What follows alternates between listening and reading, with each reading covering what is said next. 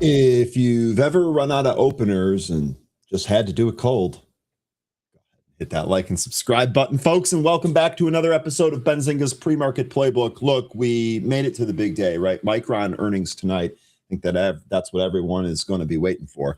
We've got some news to cover first. We did have FedEx last night. We also had Cerberus last night, the first big IPO of the year, and that is trading down as expected. But we'll see if there's a bounce in store for that. That's kind of what I want to get from the group here today. Tim Melvin coming back today. At least we hope. There were some storms out in his area, but hopefully we'll be able to get him on here today. It's going to be another fun one here on this Hump Day. Benzinga's Pre-Market Playbook, the Wednesday Hump Day edition for June 24th, 2026, begins right now.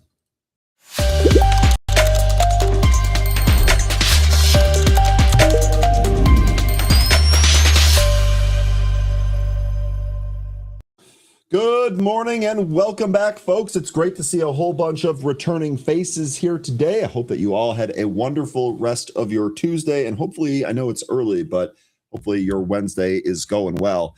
Can't wait to kick off the show here today. Good to see everybody. Let's go ahead and welcome everybody back. Solitary Soldier is first here today. Good morning. Good morning, Solitary Soldier. Janie, good morning. Welcome back. Derek, good morning. Welcome back. Peter, it's great to see you as always. Welcome back. Francis, good morning. Welcome back. Zach McCracken, locked in, ready to go. Man, nothing with mushrooms is good.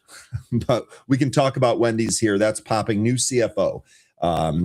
That was actually news yesterday. For whatever reason, it's popping in the after hours and then again here today. Yes, that girl, good morning. Welcome back. Robert, good morning. Welcome back. Derek here saying, I bought Wendy's in 2023. It's going to need to get on a rocket ship for me to break even. And the last time that it traded up, it was rejected at the 200-day. So that 200-day is at 798. We're currently at 740. We did trade above the 200-day earlier today. So, Derek, you might prime that launch pad for the rocket ship if we can get above the 200-day and close above it convincingly here today. But we'll see. And then, Zach, you were mentioning that that could also be a short squeeze candidate. Again, we can take another deep dive here on the movers, but it is high short interest, like 30+% of the float is shorted on that. So absolutely a short squeeze potential there.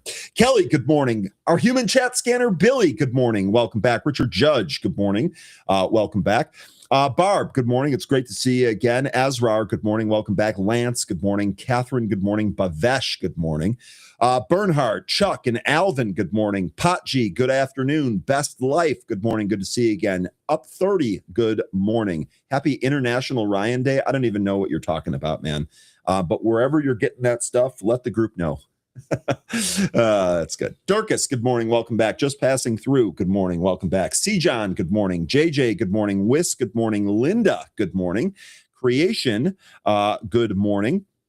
Robot to Trade, good morning. All right, folks, we're going to have another great Wednesday here today. Let's go ahead and get started with our stock market today.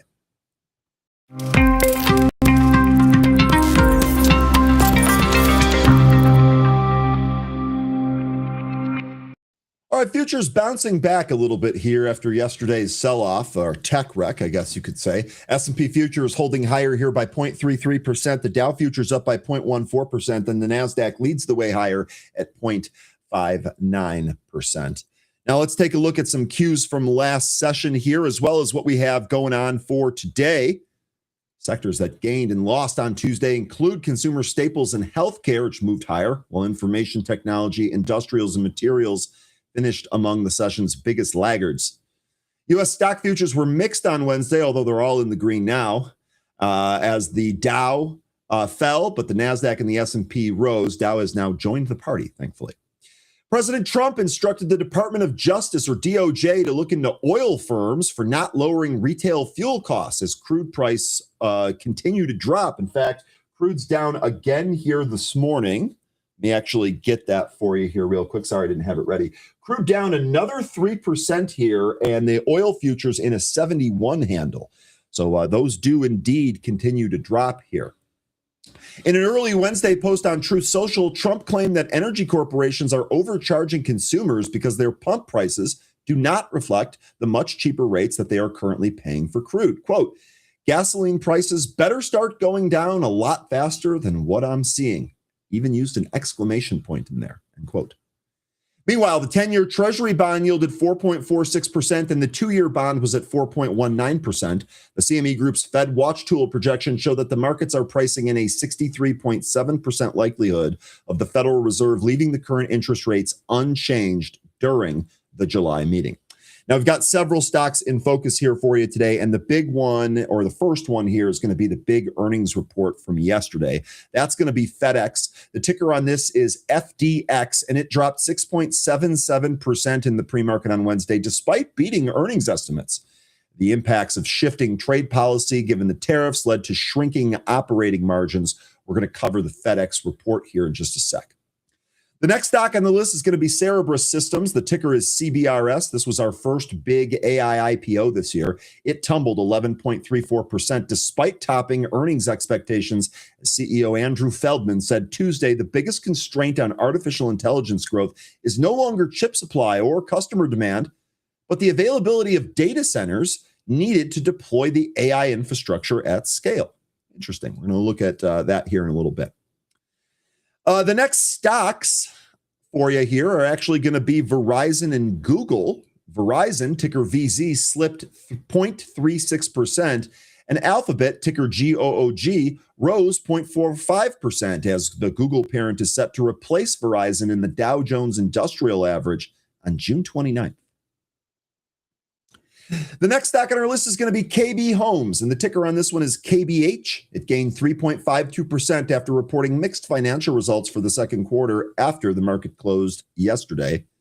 And the last stock on our list is the big earnings report for today. It is Micron, ticker MU. It was up 4.83% as analysts expected to post quarterly earnings of $20.47 per share on revenue of $35.42 billion. And again, that comes after the closing bell today.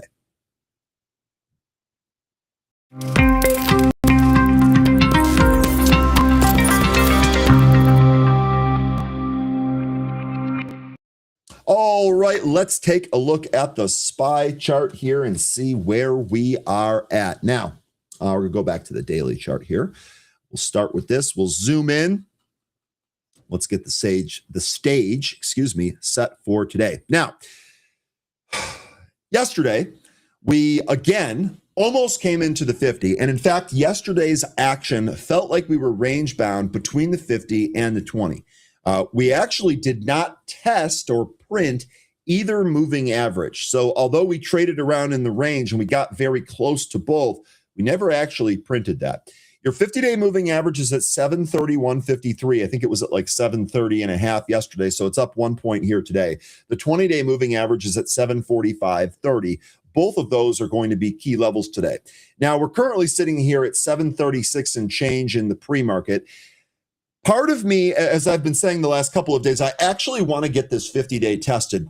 Better still, I actually want it to break and recapture and then maybe make a move back up. Now, without that happening, we got awfully close. I think we were within like a point and a half yesterday of actually printing it. So we'll see how this shakes out here today. Again, green arrows across the board feels a bit like a relief rally after yesterday, but we'll see if that actually holds here today. I'm not too sure about it. I'm going to be watching both of these. I'm also, if we look inside here, I'm also going to be watching this level right in here. You can see where I'm kind of eyeballing it. That's 733. That's going to be the recent lows here that we've kind of maintained. And if we do trade back down to 733, we'll see if we find another potential bounce spot there on the SPY. But those are your key levels here for the SPY. Now let's get back and take a look at some insights from analysts here. Jeremy Siegel maintains a highly constructive outlook for both the U.S. stock market and the broader economy. This is driven by unexpected energy price relief as an accelerating productivity story. He notes that the sharp decline in crude oil has drastically shifted the monetary policy conversation. Because of this, Siegel believes the inflation environment is changing fast, stating, quote, "Under those circumstances, I find it very difficult to envision the Fed raising rates this year," end quote. This backdrop relieves immense pressure on the market, shifting investor focus away from recession fears towards economic resilience. Crucially, Siegel argues that this disinflation isn't coming at the cost of economic health. The labor market remains strong, and massive structural investment are creating a booming, quote, productivity story, end quote. Instead of displacing workers, Siegel pointed out that AI and massive data center infrastructure investments are boosting our output. He writes, quote, "Higher productivity allows stronger growth without generating the inflationary pressures that traditionally accompany economic expansions," end quote. For stock investors, this unique combination of steady employment, lower energy inputs, and tech-driven efficiency signals a highly favorable climate for rising corporate profits and may trigger a broader market rally that lifts value and cyclical stocks. So Siegel, pretty optimistic here. I think the big wild card in all of this is obviously going to be, do oil prices stay this low? I don't know what's going to happen in the near future here with the ongoing MOU and the talks and the rhetoric back and forth and the posturing online and the propaganda that's going on. I don't know what's going to happen, but I don't really think I need to predict that. I just need to be able to react to the price of oil. And I think as long as this stays lower, we're probably going to be in good shape. And I think Siegel's probably right. We don't raise rates if that is the case. We'll see. We'll see how it all shakes out here. Now, regarding the first story there that we talked about a little bit, this is going to be Trump ordering the Department of Justice to probe into big oil and says that Americans are being gouged at the pump and the gasoline prices better start dropping faster than he's been seeing. President Trump has directed the Department of Justice to investigate oil companies for failing to reduce gasoline prices in line with the quickly declining crude oil costs. Trump, in a Truth Social post early this morning, accused oil companies of overcharging customers by not adjusting their pump prices in accordance with the significantly lower prices they are paying for oil. He did not, however, name any specific companies. I would add to that, not yet. The The president called for an investigation despite gasoline prices falling for 6 straight weeks, arguing that pump prices have not dropped enough relative to the decline in crude oil price and should be decreasing much faster. Quote, gasoline prices better start going down a lot faster than what I am seeing, end quote. Just a day prior to Trump's call for a Department of Justice investigation, he had celebrated a record-breaking oil flow through the Hormuz Strait, which led to a significant decrease in oil prices. And again, we're seeing more of that today. However, despite the falling oil prices following the MOU with Iran, Americans have continued to pay more at the pump. At the time of this writing, the average gas price in the U.S. stood at $3.92 per gallon as per AAA. Meanwhile, Brent crude price was trading 0.62% lower at $75.01 per barrel, while WTI crude futures were trading 0.93% lower at $72.52 per barrel. They're both lower this morning. Karen Young of Columbia University told CNBC, quote, that's not really how gasoline prices work in the U.S., end quote, arguing that state and local taxes, as well as refining and distribution dynamics, influence pump prices, and that it typically takes several weeks for lower crude costs to reach consumers. And really quickly, just as I take a pause here, if you think about it, that makes a lot of sense, right? They pay whatever gas they have in the station. If they paid for that weeks ago, the price was higher. They're not going to take a loss on what's in the tank. They're going to sell it off, rebuy more gas at a lower price, and hopefully the prices go down. But that obviously takes several weeks, as mentioned here. Gas Buddy analyst Patrick Dahan on Monday said that concerns over the Strait of Hormuz could slow the pace of the drop. He also indicated that U.S. Strategic Petroleum Reserves, or SPR, is set to hit a 43-year low per upcoming Department of Energy data. Yet it remains at about 47% of its 714 million barrel total capacity as of late June 2026. He added that practical limits mean much more of the remaining volumes harder to extract, with estimates of 150 to 170 million barrels as unrecoverable heel oil and operational floors cited around 243 million barrels for emergency needs. So we'll see if this continues here. I know that falling gas prices nationwide at the pump would do wonders for consumer sentiment and just overall American pocketbook. So we'll see if this actually has any effect at all, or if this is just some bluster, if you will. Now, the next story, is about another stock too. We're actually going to talk about FedEx here. I think what we might do here is start with the chart, and then we'll go into what they actually reported and then what kind of came out of that report. Here's FedEx, and this is really the crux of everything that's going on. I know they just reported earnings, often viewed as a barometer here for the economy and sentiment and all of that.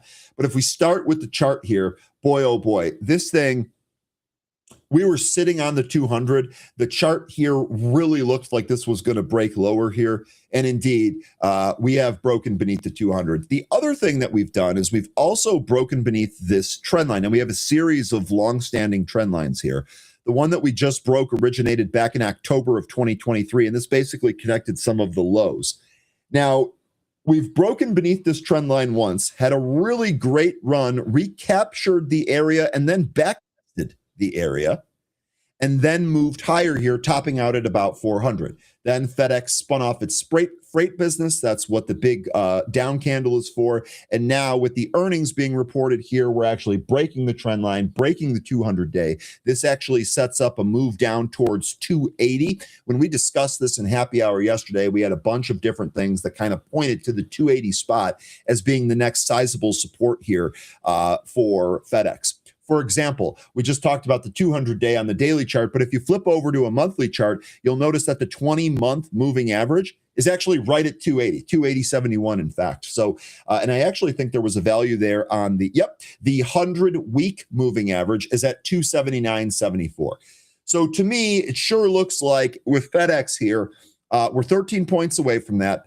We're down 7.3% after being down 3.5% leading into their earnings yesterday. Sure looks like the next support level lower here is going to be right around that 280 handle. If you have any other key areas that you're looking at for FedEx, I'd love to hear them, but this is the one that really kind of stands out on the chart. Now, let's take a look at those earnings here real quick. FedEx delivered fourth quarter revenue of $25 billion, which beat the estimate of $24.04 billion, according to Pro. Company posted adjusted earnings of $6.31 per share, and that beat the estimate of $5.96 per share. Federal Express segment operating results improved during the quarter, driven by an increase in U.S. domestic and international priority package yields, continued cost savings from transformation initiatives, and higher U.S. domestic and international export package volume. The company said it completed its spinoff of FedEx Freight on June 1st. FedEx Freight will host a call to discuss the company's fourth quarter results on Thursday. So that actually happens tomorrow. Quote, "Our profitable growth strategy is working. We are building momentum across our global industrial network, driving structural improvements and winning in high-value growth markets," end quote. That came from Raj Subramanian, president and CEO of FedEx. Quote, "With the successful spinoff of FedEx Freight, we are entering this next chapter positioned to grow while further optimizing our network and lowering our cost to serve, creating meaningful long-term value and driving robust free cash flow." Again, that came from Raj. FedEx ended the period with $13.3 billion in total cash and cash equivalents. The company noted that it intends to repurchase up to $1 billion worth of shares opportunistically throughout the rest of the calendar year for 2026. FedEx does expect revenue growth of 11% year over year for calendar year 2026. The company also guided for calendar year 2026 adjusted earnings in the range of $16.90 to $18.10 per share. In January of 2025, the FedEx board approved a change in the company's fiscal year end from May 31st to December 31st. The fiscal year change became effective for the period beginning June 1. So that takes care of the actual earnings themselves, but that's not the end of the story from the report there.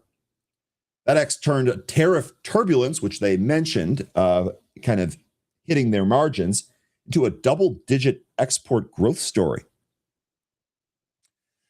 FedEx, or ticker FDX, neutralized intensifying pressures from global trade policy changes by reallocating its internal network to optimize international shipping profitability. Despite mounting tariff friction, the logistics titan reported robust fourth quarter earnings by actively leaning into high-yielding commercial segments and adjusting its cargo lanes.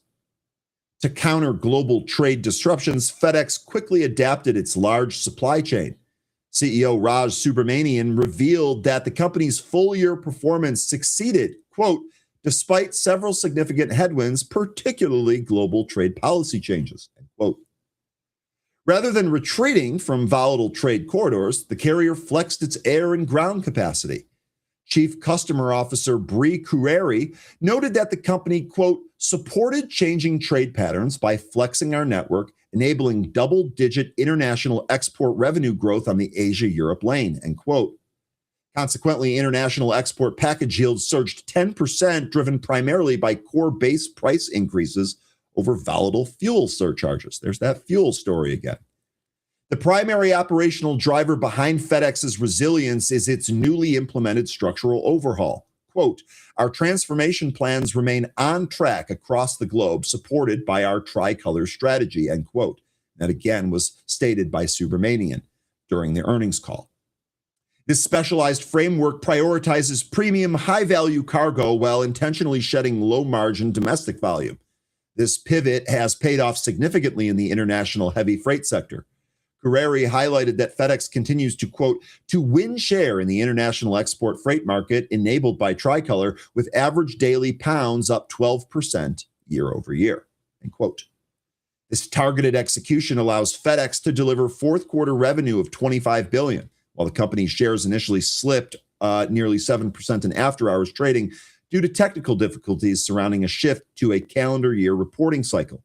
Management did emphasize long-term financial health.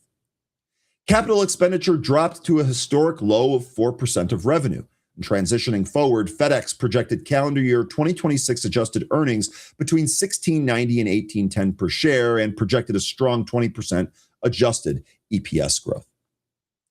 So FedEx here, just taking another quick look at it again. We looked at the chart there. Really, that 200-day break is key. The low that it put in here in the pre-market is 290.250. I think if that breaks, you're probably okay looking for that to come in. Ultimately, I think this is a buy. So as far as whatever your risk scenario is or whatever your risk profile is, figure out where the support area is, maybe watch this one. I think this is a quality company that you're going to be able to get on discount if you haven't already started doing that.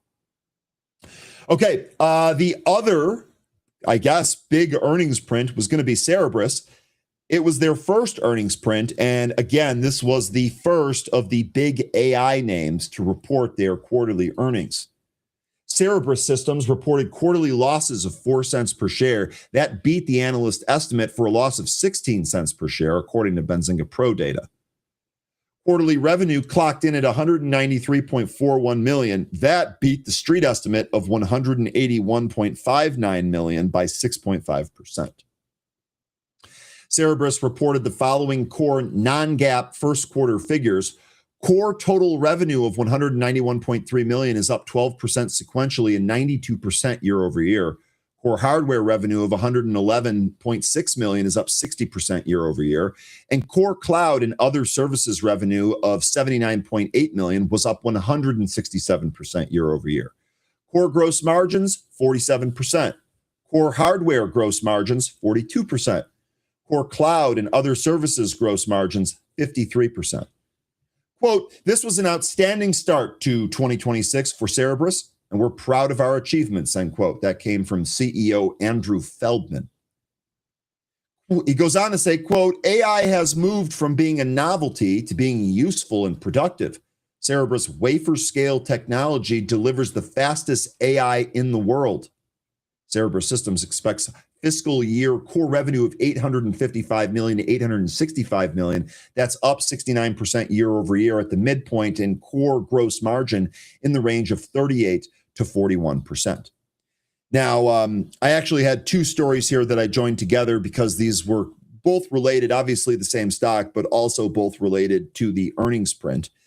The Cerberus, and we kind of commented on this earlier today, the Cerberus CEO also said that AI's biggest bottleneck is no longer chips. The demand is not the constraint. The supply is not the constraint. Cerberus Systems CEO Andrew Feldman said Tuesday that the biggest constraint on artificial intelligence growth is no longer chip supply or customer demand, but instead it's the availability of data centers needed to deploy AI infrastructure at scale. Speaking at the company's first earnings call, Feldman said the company is actively in search of additional capacity to deploy AI systems, describing access to data center infrastructure as the industry's most pressing challenge. Quote, demand is not the constraint. Supply is not the constraint. The constraint is data centers, end quote. Now, really quickly here, the big takeaway for me, or the thing that kind of has my ears up here, is that, we've talked a lot about some of the NIMBY stuff going on with data centers. AI is great. Everyone loves their tools. They're getting used to it. It's going to change the world, blah, blah, blah, blah, blah. I've heard all those bull cases. But when the data centers need to get built, all of a sudden there's a problem. Nope, I don't want that in my backyard. Nope, I don't want that clearing pristine nature area. Got to be very selective about that. Now, Cerberus CEO telling you that those are actually the constraint. It's not even the chips anymore. Technology companies have been continuing to invest billions of dollars into AI infrastructure, while data center operators race to secure power, land, and construction capacity to support new facilities. Oh, that's right. I forgot to mention the power issues for data centers. Feldman said Cerberus is searching globally for additional data center capacity, with discussions spanning markets from France and the Nordics to the UAE, India, Middle East, Singapore, Australia, and Indonesia. No word if he's looking for low Earth orbit. Quote, we have new data centers coming on board in Q3, Q4, Q1, Q2, Q3, Q4 of next year, and we are adding more. We're in discussions with literally dozens of different data center owner operators, end quote. Feldman's remarks underscore a broader shift in the AI industry, where attention is increasingly moving from chips to the infrastructure required to deploy them. I also want to point out that months and months ago, Tim, Melvin, and I did a webinar at night. I actually think we commented on this in the morning show as well. We'll ask him when he comes on here. But Tim, Melvin, and I did a webinar where we sat the group down and we said, listen, I know the hyperscalers are getting talked about every single day, but we're in phase 2 of AI, and phase 2 of AI is infrastructure. And that is exactly what we are hearing from the AI companies themselves now. So put on your party hats, because that was another incredibly accurate and timely call from Mr. Melvin. Goldman Sachs expects global data center demand to increase 50% by 2027 as AI workloads consume a growing share of computing capacity worldwide. The build-out is already accelerating, with Meta Platforms, ticker META, outlining plans for multiple multi-gigawatt AI clusters as competition among technology companies intensifies. So, data centers are still the word, folks. They are still the word. And that is going to be, you're going to hear about this. To me, this kind of confirms the whole SpaceX, Tesla, Elon, data centers in space story, right? If this is the constraint and we need more of them and people don't necessarily want them in their backyard or near them or impacting their power bills, all that's understandable. If that's the case, got to put them somewhere. Low Earth orbit has its pros and it has its cons. All right, it is just about 8:30. Actually, it's just a little bit short of 8:30. That means we're going to get some bonus time with one of our favorite guests. Let's go ahead and bring on Tim and see how he's doing.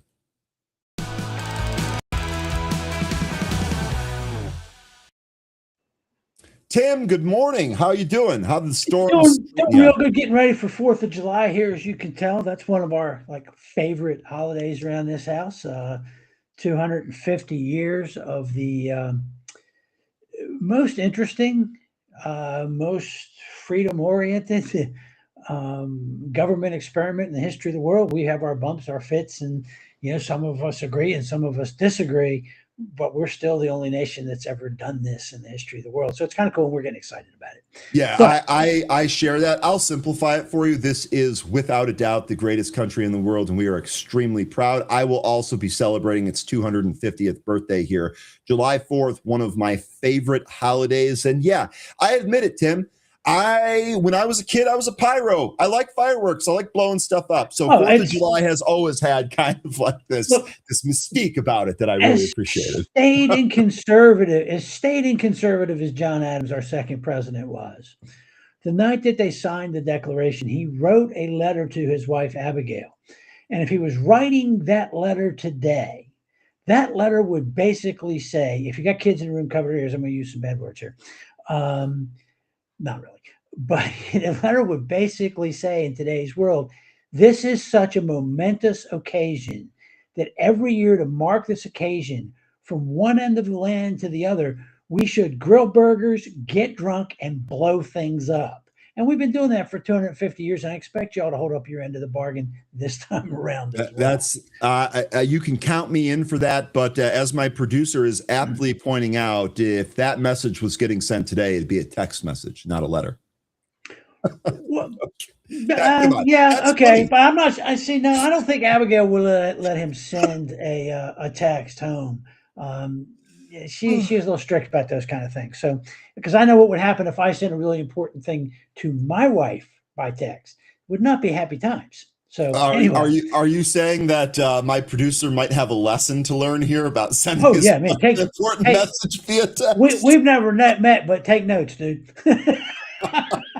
Okay, that's all right. Let's get into some stuff now. First off, Cerberus. This is data centers are one of the biggest stories of our time. Okay, and we're doing a lousy job of explaining this. And by we, I mean the industry, I mean the government, everybody. This is critical, right? If we do not build the data centers that we need to stay ahead of China and everybody else in the world, we lose.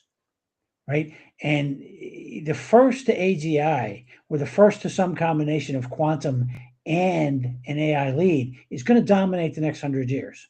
This is not one where we can say, well, I really don't want that in my neighborhood.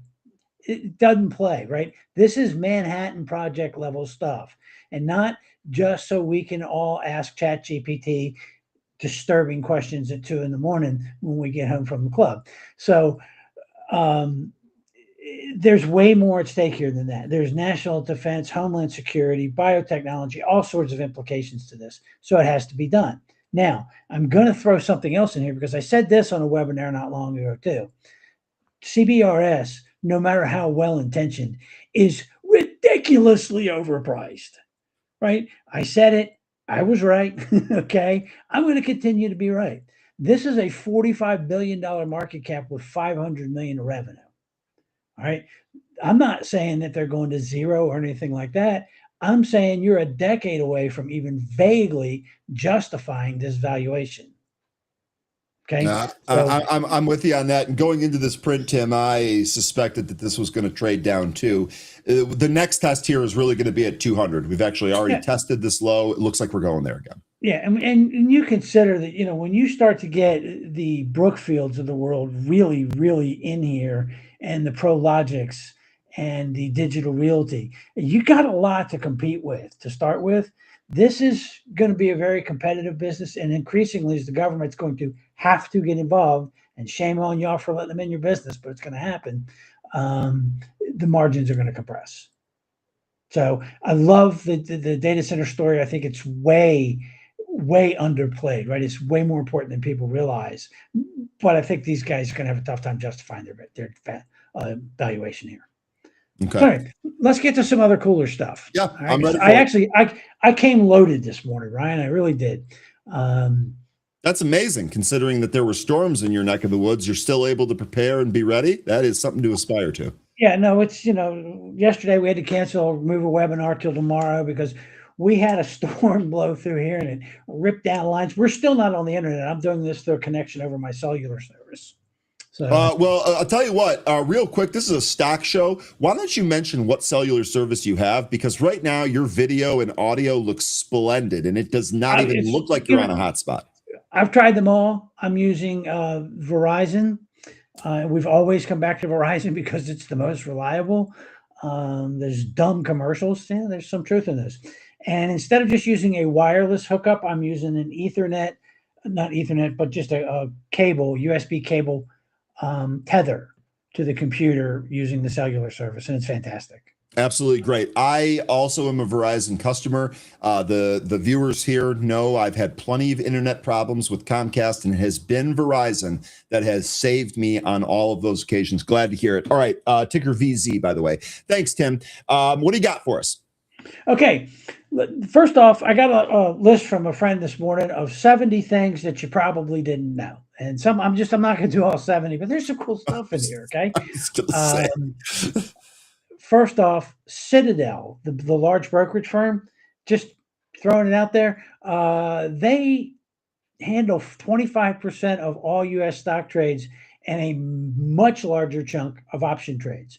And by the way, for those of you that don't think retailers are just absolutely gambling, 40% of total retail options volume traded at Citadel is now zero-day contracts. Black, red bets on where things close on the day. So I thought that was fascinating. Now, S&P Global, a more serious matter, projects global electricity demand will increase almost 50% by 2040. That's not that far away. Meeting this demand is going to require the equivalent of 330 Hoover dams or 650 1 gigawatt nuclear reactors each year. 650 new ones each year. There's only 140 gigawatt facilities in the world today. We have to build 4 to 5 times that many each year to meet this demand by Tim, 2040. That almost tells me that energy, which has been the leading S&P sector this year, is likely to be at the top, if not near the top, for the next several years, Frank, at least. Look, and it has to be all forms, right? I mean, it needs to be nuclear. That's going to be a tough ask, particularly here in the United States. Well, All right? doesn't it take years to spin up these nuclear plants? So you're going to definitely need more forms of We energy. have to streamline the process. You know, the Okay. Department of Energy can't be a part of this because the government is not good at things. And that's the difference. And if you haven't read the Breakneck or Breakthrough, whatever it is, by a guy named Yang on the difference between China and the United States, and I've got it around here, Ryan. I'll get the title right, but they are engineers. They build stuff. We are basically financial engineers. We trade stuff and we litigate stuff, right? And there's a difference. It took 17 years to open the Volga power plants in Georgia, the latest two that we've opened. From the time they decided we needed a new one to the time they turned the switch, it took 17 years. It takes China 5 years. 5. They're the quickest in the world at getting one of these things up and running. So you can see how big the challenge is, right? Now, that's a big gap to close, Tim. Well, and then the other thing is a 1 gigabyte, nuclear reactor takes Gigawatt. 10.5 million solar panels. Okay. They also generate 3 times as many as the biggest of the new smaller module reactors. So it would take 1,800 a year of those little guys. That's So the point of this is the energy deal is big. It's huge, and it's underpriced at this point in time. Now, here's one for you sports fans, and this one kind of blew me away. LeBron James, during the course of his career, has played against 35% of all players in NBA history. That's mind-blowing. Think about that.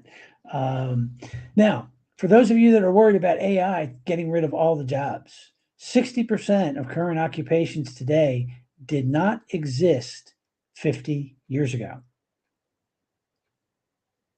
So anyway, that's just some interesting. So Tim, really quick here. So number one, I have no idea where you were going with the LeBron stat, so I'm going to need a follow up on that. But the second stat there regarding the jobs, we actually had a tweet the other day showing that AI and related jobs are up like double digits in all categories, and in some categories up triple digits. So the whole notion about AI taking all of the jobs away, it might have removed some of them, but it, from where I sit, sure looks like it's created more than it's taken away. It's going to be a shift. And it just, and I tell people this all the time. First off, if you're looking for a growth industry over the next decade, it's trade schools, right? And there's a couple of them that are publicly traded. I'll throw UTI out there that comes to mind, and that's a stock that we hold in Trade Alerts. They train mechanics, marine mechanics. They're doing some technology stuff. Mm-hmm. They're doing, enterprise work and IT infrastructure work. These are going to be the jobs that don't go away. Plumbing, electricity. If I had a kid today, I'd tell them to seriously consider the trades. Yeah, blue collar jobs, AI can't replace it. That's exactly what they cannot replace it, and you can make the equivalent living of a doctor. Okay. I mean, if you end up as a guy running a small plumbing company with, 5 to 10 employees, you're going to do real well and you're going to enjoy life more. Shout out to Mike Rowe from Dirty Jobs. He's been preaching this for years, and he's now set up a system to help young folks get on this track. So I'm totally with you on that, Tim. Okay. Totally. Now, one final one that I had to go with, because it is coming up on 4th of July. If Paul Revere did his famous ride today, by the time he got to Concord, he would have passed 7 Dunkin' Donuts. Someone took the time to. Yes, someone took the time to do that. That is absolutely correct. I wish I had that much time in the day, honestly. So, there's a couple papers I want to get to, and then we're going to get to cheapest stock in the world. But real quick, there's a paper out called Boundaries of Time Series Momentum, and I did not send you links, Ryan, because I was having a hard time loading stuff last night. Understand.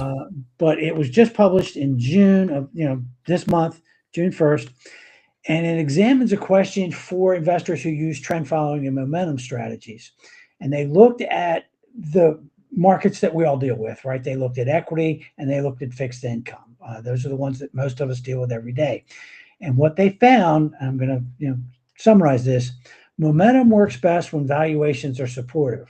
Okay, they used Shiller Cape, they used dividend yields for stocks, and then they used yield curve for bonds, the slope of the yield curve. So basically, when undervalued assets begin to start their move higher and begin to give your trend signals, you're going to do better than jumping on really late in the trend when asset values are excessively high. Makes sense. Most people, have a hard time executing that. Momentum is going to start to fade as valuations get weaker. So when you put together valuation and trend, there's something here. Okay.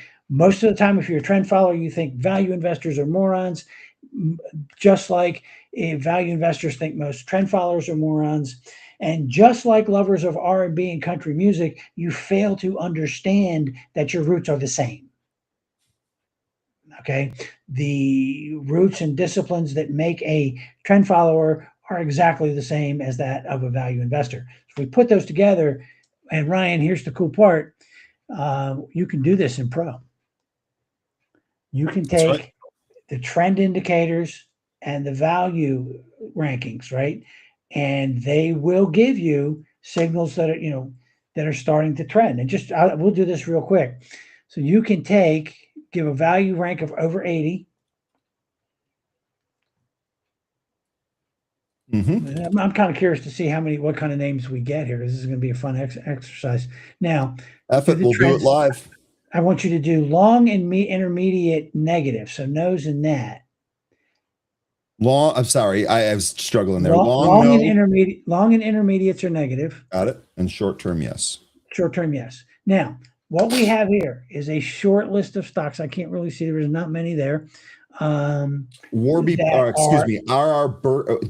Berkeley, great Markel company. Group, Old Republic, Mohawk, Abercrombie and Fitch, Cal-Maine, which seems to be on every scan we do together. Yeah. American Eagle. Yep.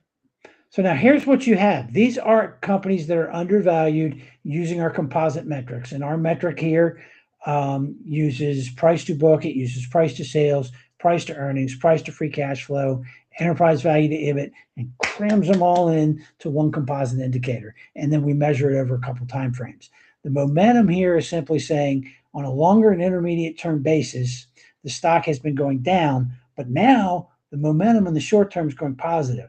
Now you've got a setup here, a very viable setup where you come in, you're going to buy the breakout into short-term positive momentum. You're going to bring your trailing stop in, and as it breaks over the intermediate term as a confirmation, you add a little bit more, and then as it goes into the long-term trend, you add a little bit more, and you're pyramiding, basically, okay, based on the trend. But you're starting from a very low valuation point. So, and I'll remind you that NVIDIA in 2016 had an EV to EBIT of about 9 because it was just a gaming stock and people were there was kind of an anti-gaming kickback there. Okay. And Apple traded below book value in 2002. So it would have had a very low composite value ranking. Starting at the lower valuations, that's where you catch the long ride, right? That's where you get the ride that goes up 10, 15, 20x over time. So these being married together are quite valuable. And here's the study now to prove it. So anyway, the next one is the bond market and fixed income. If the yield curve is flattish, that's not a good time. Your trend signals are going to begin to look for places to reverse. If the yield curve is steep, that's generally a good time. Your downtrend is getting ready to reverse. You're going to get higher returns off of that as the curves tend to flatten over time. So that's kind of this study was really cool. It had a lot of really good stuff in it. So now, looking at time, let's get into cheapest stocks in the world because I've been promising in that for weeks and I've had to cancel and then we got delayed. So let's jump right into that. I'll save this other study for next week. Okay. So what we're going to do here is we're going to look for the cheapest stocks in the world, but we're not stupid. Okay. So we're going to put, and by the way, we're leaving the U.S. out of this. These are all going to be international stocks. We're going to look at the cheapest stocks in the world, but we're going to put our old catch-all fundamental indicator, the Piotrowski F-score, because it's like the Swiss Army knife of valuation and financial strength tools, right? Did you want me to set this scan up while we're doing this here? Or can you set this scan up? You can set part of. Is EV to IBIT in there yet? I believe it is.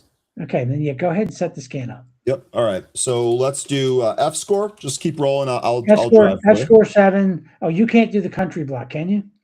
Sure. Okay, just no US.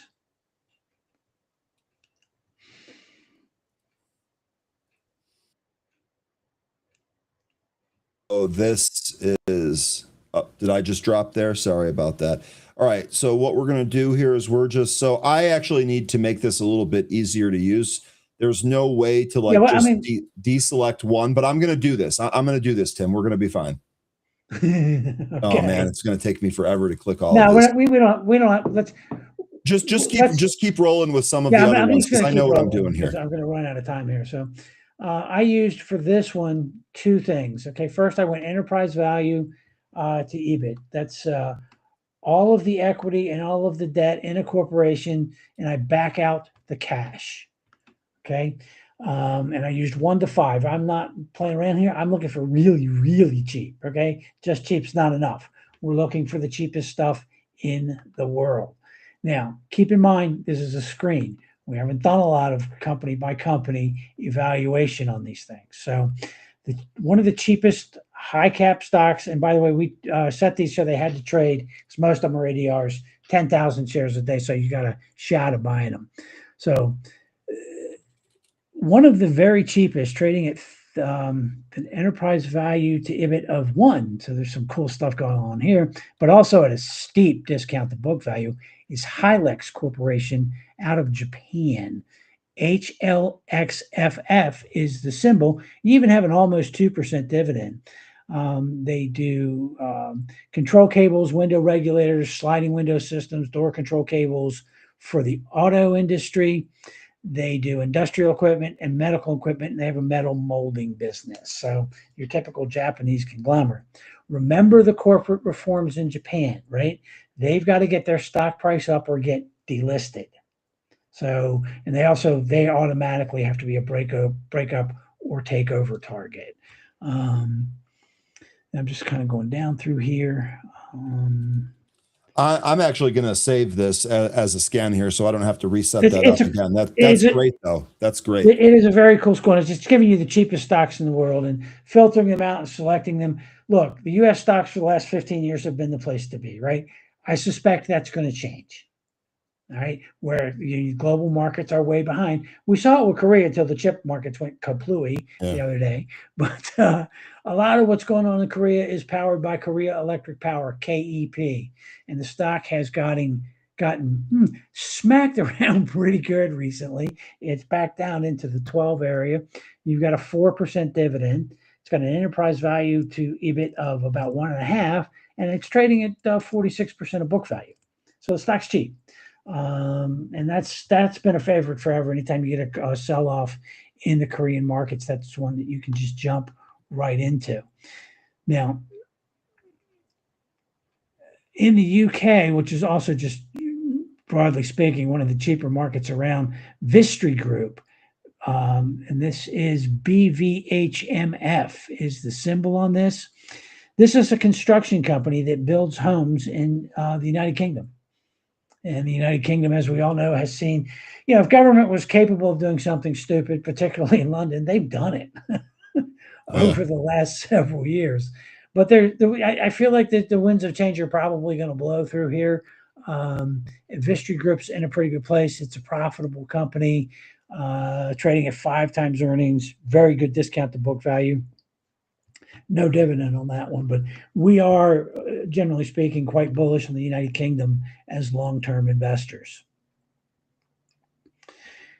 And then Air France, everybody a big boo for France? No, we wouldn't have won the war without France. Remember that. The first one, the revolution, not the others. Air France, KLM, The symbol here is AFLYY. Has an 4.72 enterprise value to EBIT. And I use EBIT, that's earnings before interest and taxes, because it's the most accurate reflection of how much cash the company is actually generating. So Air France, we all know the problems with the airline industry with Europe. There's the war, there's energy prices. But the stock is super cheap. It's a major global airline trading at a ridiculous price. It has a Piotrowski F score of 8. Ooh, so it's really good. Yeah, finally, here's one that, anytime you see that we've got a really serious, been clobbered bear market in Britain, UK, Aviva PLC, AVIVA, it's an insurance company, okay? This is like buying history. They've been around since the 1600s. It was originally called the Hand in Hand Society. It was fun. They were actually around for the Great Fire of London. They have insured the London Bridge, the British Museum, and one of the palaces. In the 18th century, the 1700s, they started amicable life insurance. Right? So it's a dividend yield of 6.2%, enterprise value to EBIT of 4.77. It's this huge chunk of history. And if you can get it on sale with a really good dividend, it's going to compound at a decent rate of return in your portfolio, basically forever, because that's how long it's been around. Mm-hmm. Now, next, I flipped this. I changed my valuation indicator. I left everything else the same, and I went to price to tangible book, which is my favorite, right? So when we look at this, it starts to get interesting because like Canadian Solar is on there, CSIQ. And that's trading at a huge discount to book value because A, solar, B, Canada. But these guys are actually a pretty major player in the market. They're doing business in the United States. They're doing battery storage. And they're doing, more importantly, they're doing utility scale, which is going to be the big end of this market, not just the rooftops. So, there's been some pain in the stock, obviously. So far this year, it's down 36%. We're going to get a return to profitability, according to the always accurate Wall Street analysts, over the next year. If that happens, the stock is just simply too cheap. And remember that first discussion about energy. Solar is going to play a massive role in here. Everybody all over the world is building solar. It is renewable. Once it's up and running, the payback's pretty quick on the industrial level. And maintenance is certainly far easier than a nuclear or a traditional gas plant. So, leave the politics out of it. It has a role. So then a couple of years ago when we ran this screen, this was really dominated by global banks. Right now, it's dominated by global real estate. So you start to have companies on here, Allied Real Estate Investment Trust. And the symbol here is APYRF. And this is a Canadian office REIT. And it's super cheap at less than 50% of book value with a 12% dividend yield. The Canadian office market obviously has a lot of the same problems we do, but just as is the case here, they're not all going away anytime soon. Car companies are on here, obviously. One of my favorites, and know that I do never say that lightly, is Sun Hung Kai Properties. This is a real estate developer in Hong Kong. They build offices, sure, but they also build residential apartments, they build real estate, and they own and operate them for rental income. Again, about a 3.3% dividend, trading around 0.5% of book value. Hong Kong is the financial engine of everything that China is going to do over the next 50 or 100 years. It has been for a very long time. It's going to continue to be. The BSR Real Estate Investment Trust. And again, this is Canadian company. However, they own multifamily residential properties across the United States, primarily in the Sun Belt. What was the ticker on that one? BSRTF. And again, BSRTF. 66% of book value with a 4.69% dividend yield. Jardine Matheson Holdings is JMHLY. This is another Hong Kong. They're great, but they own land all over Greater China and Southeast Asia. So they own everything, but they own a lot of land and apartments. And then you've got British land in the United Kingdom, where once again they're doing everything wrong, and that's usually a pretty good time to buy. They've got shopping center, warehouses all over the London area. They also have office and apartment campuses. They're in all the major markets, segments of London.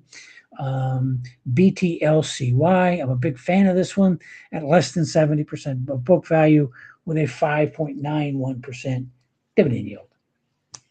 So that's about it. I'm going to, I had some bonus time. I've got about 2 minutes left. I think it's going to be an interesting few weeks going into the market. By the way, one of the most bullish times of the year starts today. And that's what's funny? It's funny that you bring that up, Tim. We were actually just talking about this. We took a look at some seasonality graphs yesterday, and it is incredible. In fact, I believe the stat was that July is the second best month behind November in terms of seasonality. Let me see if I can find some of those charts here, because you are saying exactly what we talked about yesterday. Here's your SPY July seasonality chart. From June 30th, and actually you can see that the chart is actually a couple of days sooner, so I'm not surprised that it starts today. From June 30th to July 31st, with a 10-year look-back period, 100% of the trades on SPY are winning trades, with an average profit of 3.39%. One of the strongest periods of the year right now. There's a lot of reasons for that. It's the summer doldrums. You get a lot of the money's out, dumb money's out of the market, institutionals, mutual funds. That volume kind of dries up a little bit. So I think there's some opportunities to do some things. And of course, the doldrums aren't as bad as they are, because now they don't just go to the Hamptons and Aspen. They take their laptops with them, so volume doesn't dry up the way it did, back in the Stone Ages when I started, and we were still using the cave wall marking system to track trades. So I thought I'd beat y'all to it today. That's pretty good here. We got all the jokes are coming out here today. Marcus is saying that Ryan and Tim may have pushed Verizon back into the Dow after their rave reviews of the Verizon service. But by the way, keep track of Verizon here, okay? Because stocks that are pushed out of the Dow tend to do pretty well over the next several years.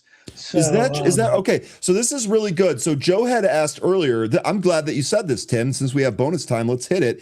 Joe said, Ryan, at some point, could you discuss Google's inclusion into the Dow 30 here?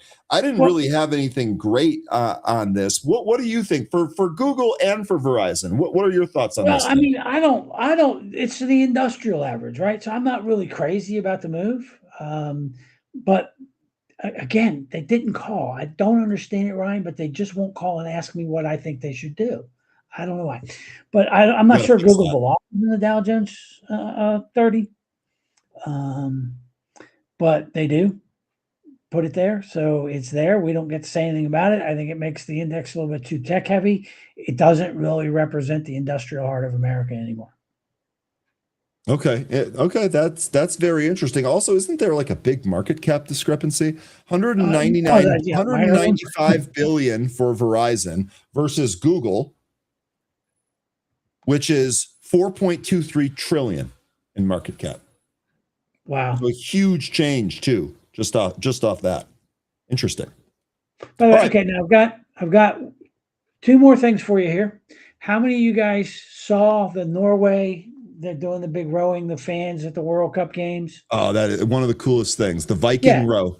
Yes. Now, I want you to consider this about these Vikings, right? And it's a reason to look at Norwegian stocks. The Norwegian Sovereign Wealth Fund has so much money that they own on average 1.5% of every listed company in the world. Say that one more time. Say that one more They time. own 1.5% of every listed company in the world. Of every, chew on That's that a one lot. for a minute. Yeah, that is. Now, It's to show diversified you too. how stupid using the Russell Value and Growth Indexes to measure value and growth performance, and it's really stupid. Okay, it's up there with sticking a fork in electric sockets and rooting for the Boston Red Sox. I mean, it's just not a good Here thing, we right? go. Here we go. 274 companies of the Russell 2000 value and the Russell 2000 growth. There's 274 companies, Ryan, that are in both. Okay. So that makes no sense. It doesn't. The way the That index is seems. supposed to be divided. So just thought I'd share that with you as my final worthless yet strangely interesting facts of the day. I will say you do have a whole bunch of interesting facts, Tim. I appreciate them. We appreciate all of that. So, okay. Thank you very much, Tim. Guys, good luck with the internet and the storms and everything. well, I mean, allegedly they're going to be out to fix the internet tomorrow, but I looked at the line's actually down in my backyard, so I'm going to know when I have it back because they got to go in my yard to fix it. If they don't fix it, I'll let the dog loose. Okay. All right. So, well, better a dog than a shotgun. All right, Tim. Thanks very much. Have a great yourself a good weekend, one. everybody. All right, that is Tim Melvin. Good stuff from him as always. I'm never sure what Tim's going to bring here, and I'm always happy and surprised about it. Now we're going to get to 13 here in a sec, but I do want to remind you, please check out our new show on Wednesday after the story trading, folks. It is The Drift with Tom Sosnoff and Adam Mesh. They had their first episode last week. They're going to do it again this week. These are two of the brightest option minds that I know. And if you add these two to Anne Marie, we pretty much have this entire thing cornered, it feels like, on Benzinga TV here. So this will play right after story trading here today. Be sure to check it out. Adam Mesh and Tom Sosnoff on The Drift. Okay, real quick, we're going to get to 13 here in just a sec. I do have one street tweet for you. Let's blow through it right now.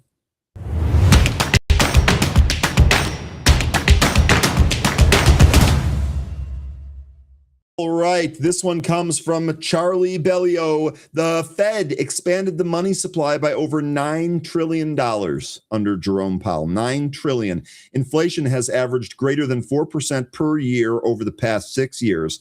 And Powell's explanation, it was nearly all due to rolling supply shocks over which the Fed has no control. The truth is, this inflation has made in Washington. The inflation is made in Washington, as it always is, from too much government borrowing and spending and too much government creation of money. So keep that under your hat. Here's the chart for you that gives you a very, very clear. Yeah, JD, transitory. Let's not even bring up trigger words, huh? All right, folks. Let's go ahead and start our pre-market pulse, and let's see how 13 is doing.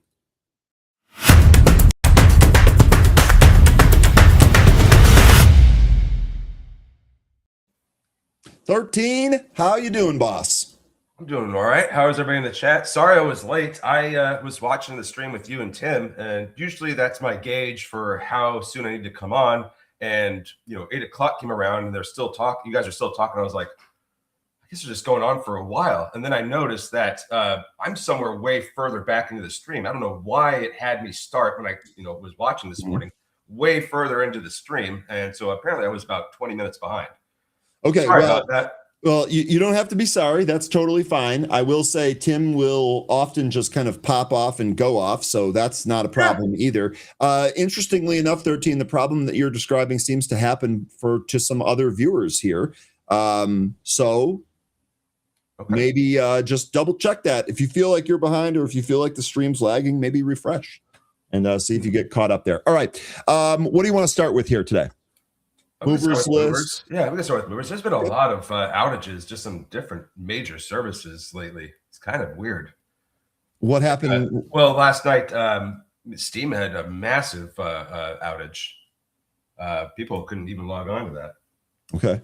But in a while that What's that? It's been a while since I've logged on to Steam. Okay, really quick here. I'm going to start with Wendy's. I know this is on the list, but it's probably a little bit further down the list. Actually, yeah, it's fifth one here down the list. But I see that a lot of the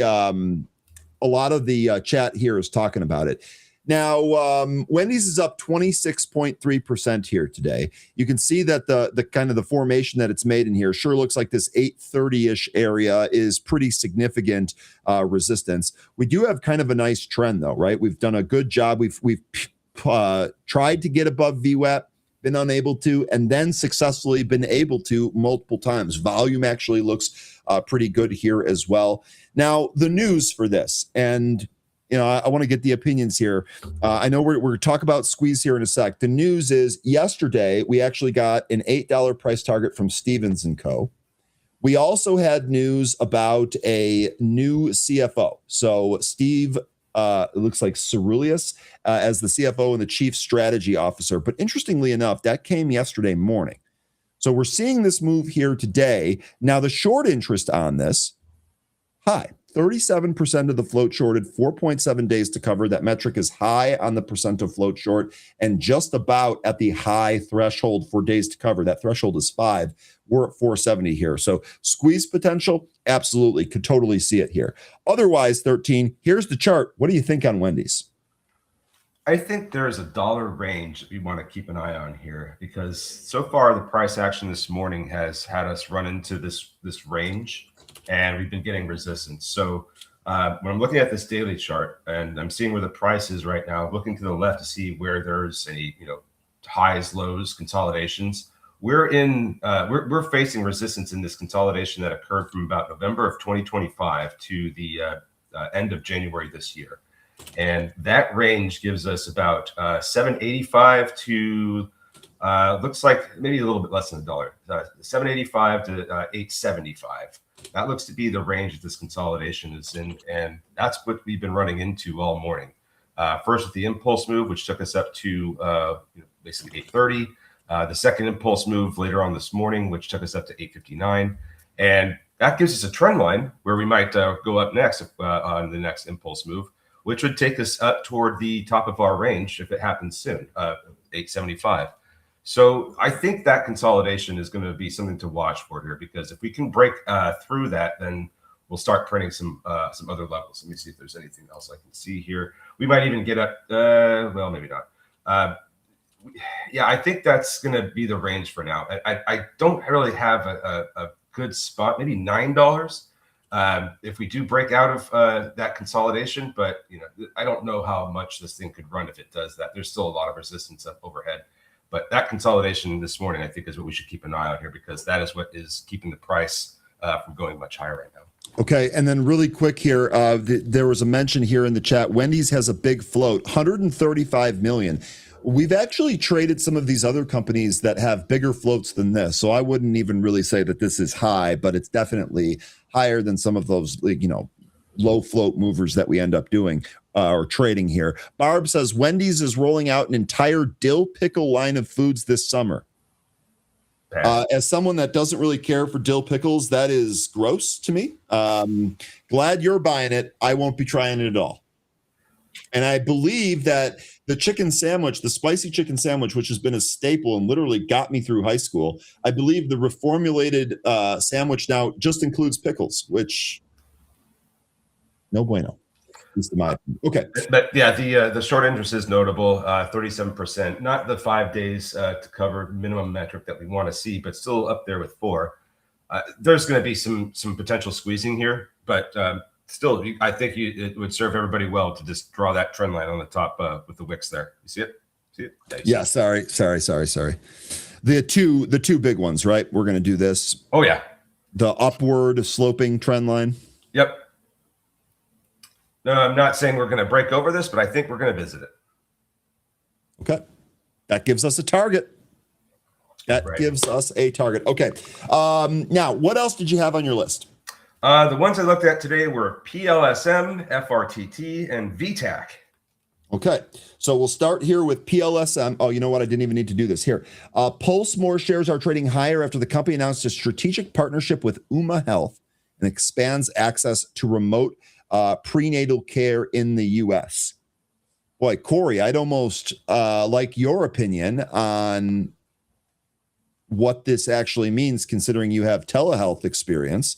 That might be interesting. Nonetheless, here's the catalyst here. Stock is up 170%. This is what the chart looks like. So our traditional big impulse move followed by our traditional regression back to the mean. And now we're kind of hovering under VWAP here. Float on this 3.68 million, and the short interest on this thing, negligible, 0.07% of the float short of 1 day to cover. That's not playing into anything here. What do you think on this one? One more thing here. On average, this thing's a ghost town, 19,000 shares a day. Today, though, just shy of 19 million. So what do you think happens with this one? Yeah, kind of interesting. Remote prenatal care. Got a lot of thoughts on that, but I don't want to get into the weeds on it. Still sounds very interesting. 3.6 million shares in the float. The company does have revenue and it does have cash. It is not profitable yet. What's interesting when I looked at this is that I saw that they had a massive jump in revenue year over year from their on their last earnings. That was actually from a settlement with GE. So that's not normal revenue for them. They usually do around 10 million a year. So just wanted to put that out there. Don't want to get anybody getting the idea that this company is suddenly having a huge jump in revenue. That's not the case. As far as the chart goes, we are trying to recapture VWAP, and that is currently the resistance area that we originally got support from when we made this first impulse move up and started coming back in. We were getting support from it, and then finally at 750 we lost it. That's going to be, you could probably pin it around $11. Maybe just have that be the easy number to go with. It's slightly just underneath the VWAP. I've got that at 1125. So if we can recapture 11 and push through VWAP, we should be in a better spot for trading. The next resistance I would expect would be up towards 1350 if we can recapture VWAP. Okay. All right, really good stuff there. PLSM Polson More is the name there. Now, you said FRTT was also on your list here, if I'm not mistaken. That's going to be Fort Technology. Fort Technology shares are trading higher after the company announced it signed a non-binding letter of intent for a proposed strategic investment and partnership with Logia USA, which I don't know what that is. Fort proposed to acquire 50.1% of Logia. Now, this is interesting. This is a Canadian company buying a 50.1% stake of a United States company. You can see here that the impulse move took us above 6, same deal, 90% retracement, and the inability to get back above VWAP here. I don't have a float reading, so if you have one, I'd love to hear. On average, it trades 110,000 shares a day. It's done 21 million here today. And and I don't have any short interest from this as well. Yeah, so it has, I think it's over like 11 million shares outstanding, but the float is actually much smaller at 738,000 shares. So a lot of those outstanding shares being owned by insiders or restricted units. So you got the partnership, 50.1% of Logia, or however it's pronounced, USA. That company is actually a part of Logia Israel, which is a provider of automated fuel maintenance and integrity systems for standby power generation. So this is a data center angle. Okay. And that's what they're partnering up for here. So this is going to, they are saying that this partnership will fuel the future of data centers. So we shall see. Company does have some revenue. It does have some cash. It has very little cash. It's not profitable. This could be one that may need to raise capital, and we could see that as early as today. This is one to be very, very careful with. They do have, like I said, it's a very, very small float. So this, not really moving right now. It was moving pretty quickly when it first had the impulse move that took up to 650. Now we're, basically half that right now, trying to recapture the VWAP. But being that this has a very low float, we could see this print back up to 650 once we get into the open. This thing could get moved around pretty easily. So be very, very careful if you decide to trade this one today. Okay. All right. And then VTAC was, I think, another one that you had mentioned there. This was actually on the list yesterday. This is Catheter Precision. We actually talked about this yesterday. I believe it was on the stocks to watch there yesterday. Now, yesterday we had created and files an S1, reports its first quarter 2026 results and updates its annual shareholder meeting. Catheter is trading higher. The company filed a prospectus for an offering of 68.07 million shares. That was news from yesterday, and it was midday. So this just looks like some continuation. Let's take a look here at the chart. Yeah, so we probably also had some pretty significant relative volume yesterday. That's probably, definitely. And that's kind of being carried over here to today. If we look at the inside here, we did same deal. We traded up past the VWAP to 2, broke back down, lost the VWAP. Now we've kind of sat here on the 200 EMA. We're testing the 65 EMA as we speak. Quick peek at the short interest on this name. 1.79%, 1 day to cover, so that is negligible. 13, what do you think here on VTAC? So this did an offering, and it moved. I think it moved up on that offering. Let me see here. Let's get my dates right, because this company has very little cash, and it looks like they're going to have to raise revenue at some point soon. So I was looking through some of the news. They did have a prospectus filed to add 68 million commons to the float in order to raise capital. So that went, and that was on late Monday when they filed that, and I think we saw some more of that carry through on yesterday. Today, I looked at this and I had some news. I can't remember exactly what it was. It's like they yes, that's right. They partnered with GSE. They partnered with GSE worldwide, and the PGA Tour pro Emiliano Grillo. Grillo. And this is this is a medical device company that it's in the name, Catheter Precision, but I think it's used for cardiovascular and circulatory capping. So being that that's something that you can often see in the sports industry, that when it comes to athletes, it makes sense why this would have that partnership, but they are going to need some cash because they do not have a lot of it at all. So I would also be careful for a capital raise coming as early as today. If we do manage to trade up higher here, let me go back to this. I'm looking for resistance to be broken at 150. We can get through 150. We should be able to take VWAP. And then the next resistance area, I'd be looking at somewhere between $185 and $2. Okay. Real quick, just noticed here, GE Vernova being covered by CNBC right now. Seema Modi is on site, and they got one of those humongous turbine engines behind her. So shout out GEV. All right. Did you have anything else that you wanted to cover here?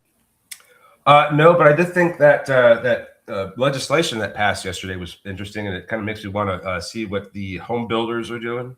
Okay, we'll do that here in a sec. I just want to wrap up a couple more movers here. First of all, CUPR. This was a recent one. This is Cuprino Holdings. This is the Cayman Islands one. We've talked about this one before. Been pretty much of a disappointment. Popped and 9 and change. Bled back down. Can't get above the VWAP. Maybe keep it on your list here today, but be careful. EHGO, this was a mover yesterday that's getting jiggy here again. Maybe keep this on your list. We already talked about Wendy's. Also, Sunrun is on here. I know we were just talking about power and all of that. We talked about solar really going to be a key here on this one. They actually did have a PR here. Sunrun, Renew Home, and Tesla team up to deliver more than 16 gigawatts of fast, flexible power for data centers and large loads.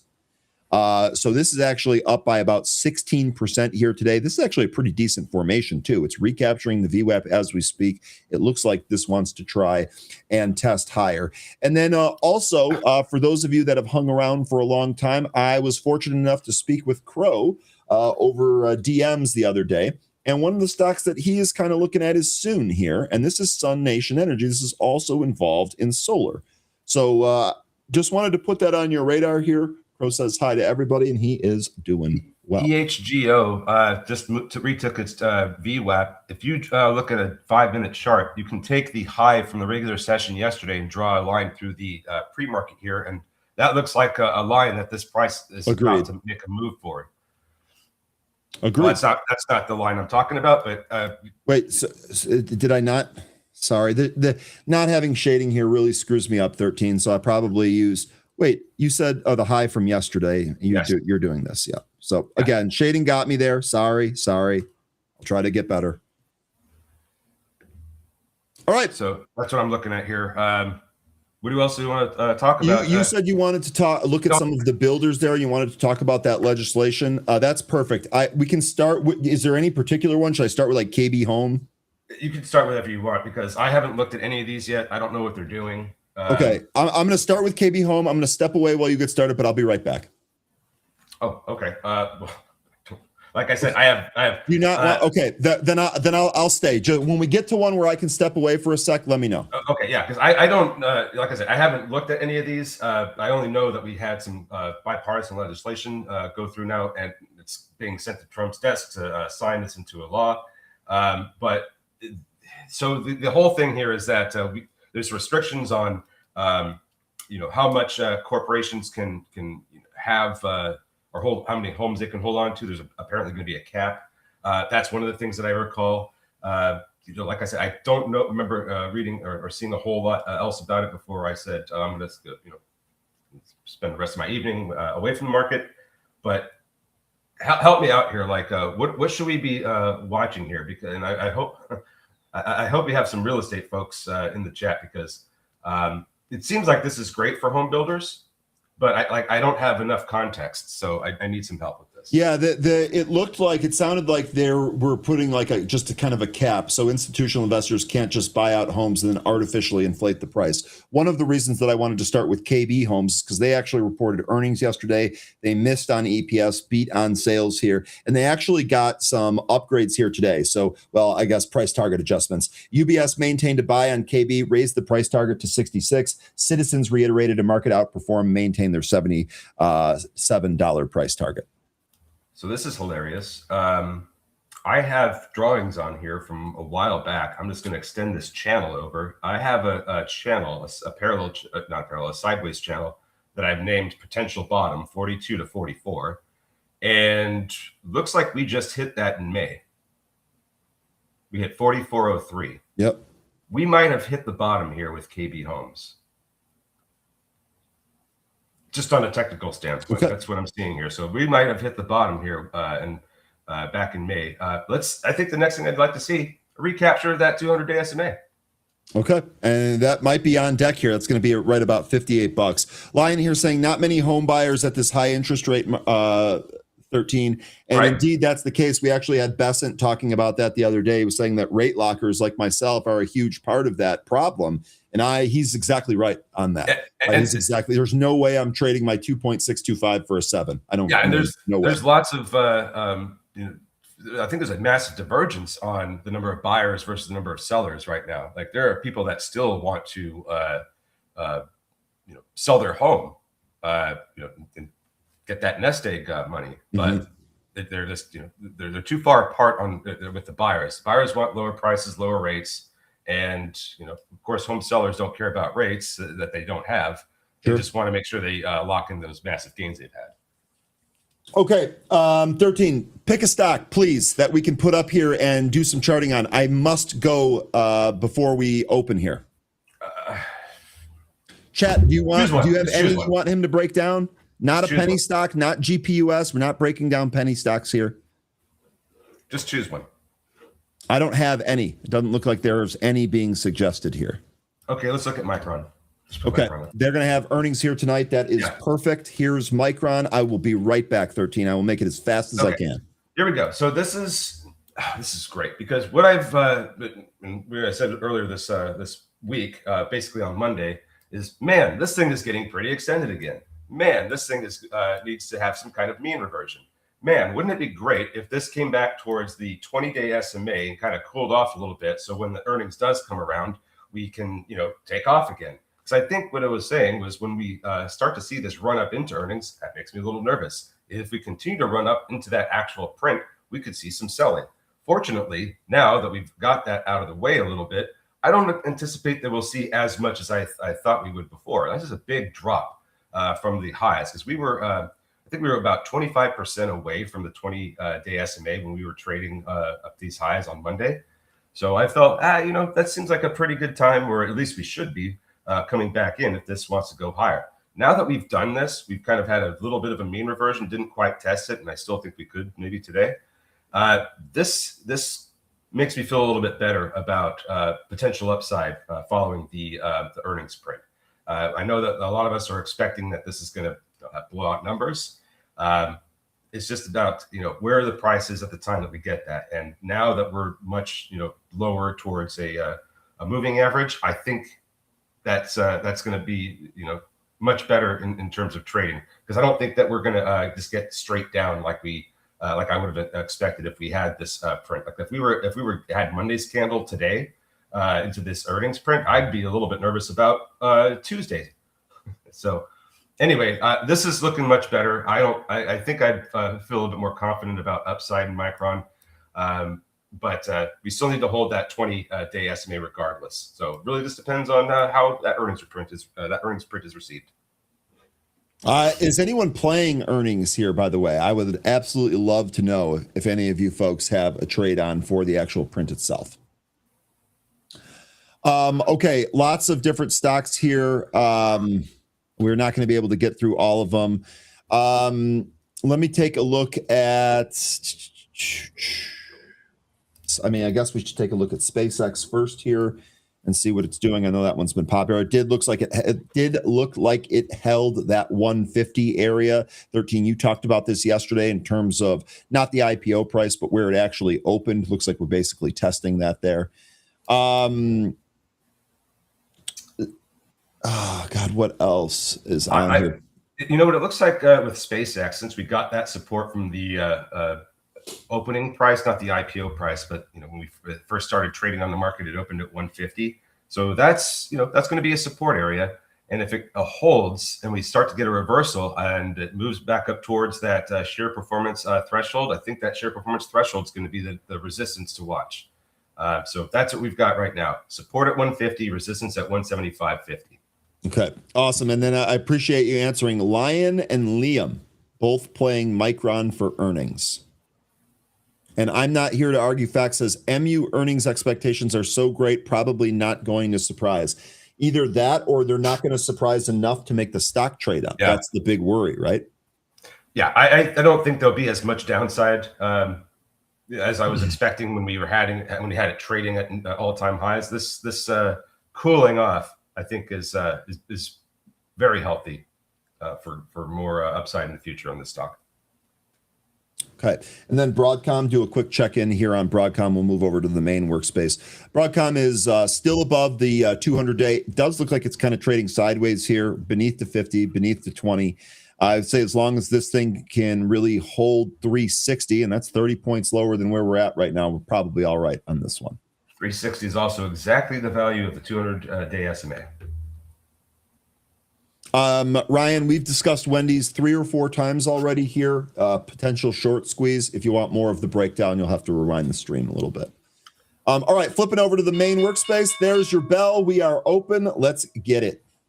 All right, PLSM trying to push up out of the gate. VTAC kind of sinking after having a little rise into the open. Wendy's trying to hold above VWAP and go higher. There was some resistance up at the 835, 840 area. If we climb up to there, watch out for selling pressure.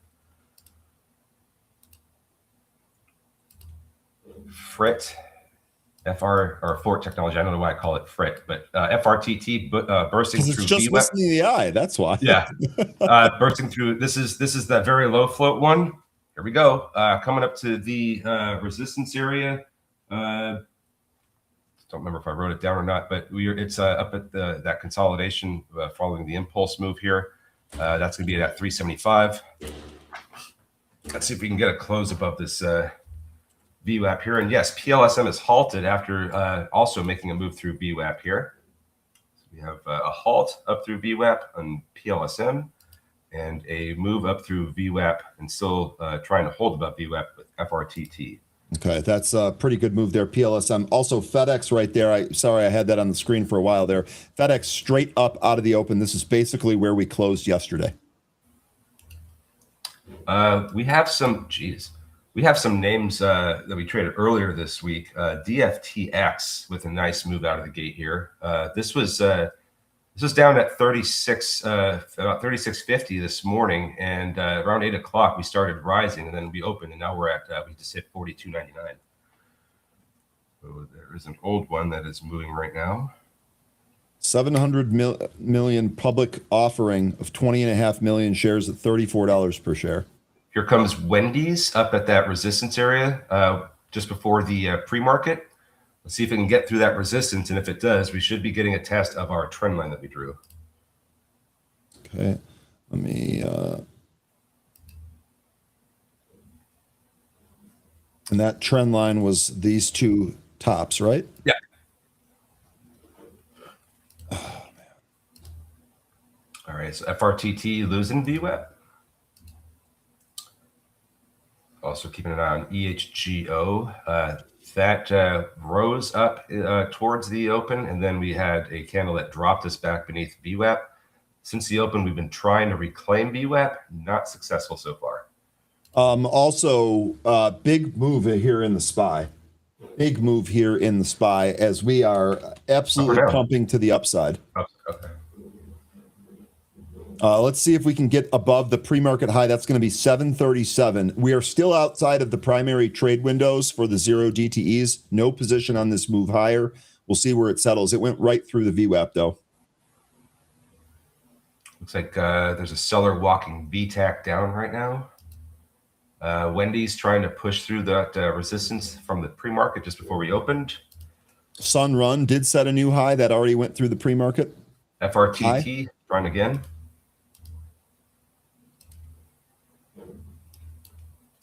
Wendy's making its way to the trend line. SPY more highs, 737 pre-market high coming right now. S&P futures popping too. That looks good.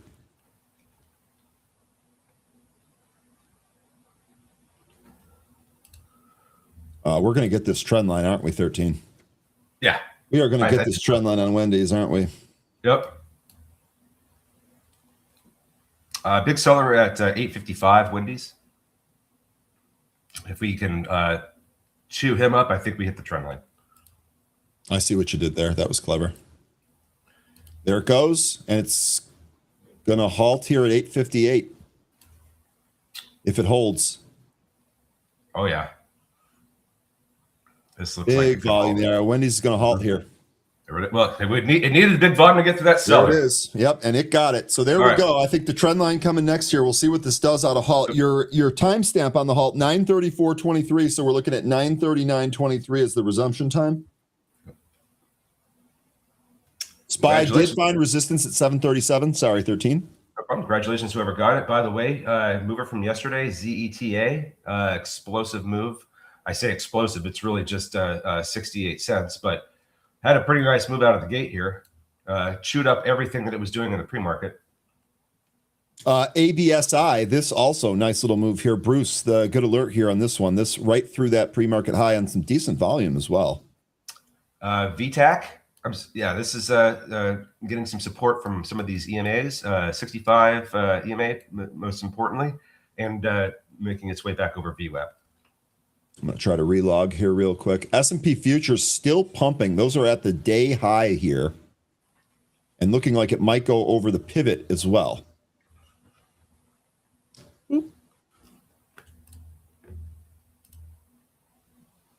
PLSM is open and higher.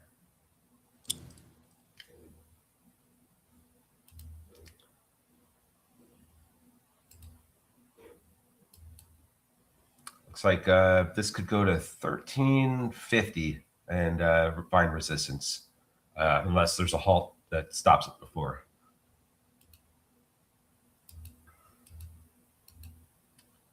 FRTT back beneath VWAP.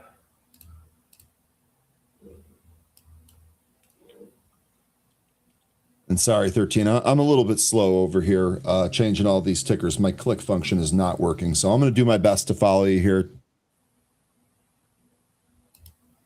Ondas not joining the party. No, it is not. That is looking like it's going to break an 8 handle. That thing has been extremely weak recently.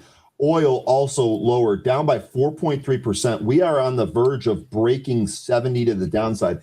In fact, we have a low print of 69.84.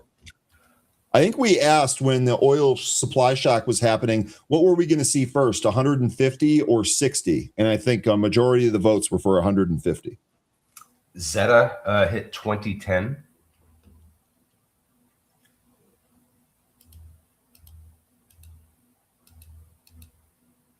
Looks like FRTT trying to recapture VWAP again. And we're on the move now. Looks like it wants 4.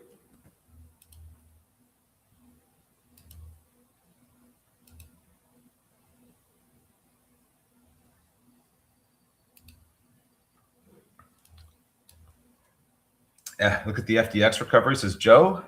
Yeah, that was pretty outstanding. That happened right away, right off the open. Let me go back to FDX here. Sorry, I'm trying to diagnose problems and run this at the same time. Not a good idea. Yeah, FDX right off our trend line and our see, this is also a level here that no, it's another trend line. I have 2 trend lines here that were both hit. Now we're reversing and recapturing the 200-day SMA. Great stuff. The great price action. That would be really good. PLSM now halted to the downside after failing to hold above VWAP. We should, okay, we have another minute and 10 seconds, I think, with Wendy's. FRTT is still above VWAP. Rocket is up 7.5%, almost 8%. RKT, good mention there, Rich. All right, just keeping an eye on VTAC, see if it can move through this 150 area. There's a little bit of consolidation in there from the pre-market. I want to see if we get the volume that takes us through that. Should take us over 160 if we can get that volume.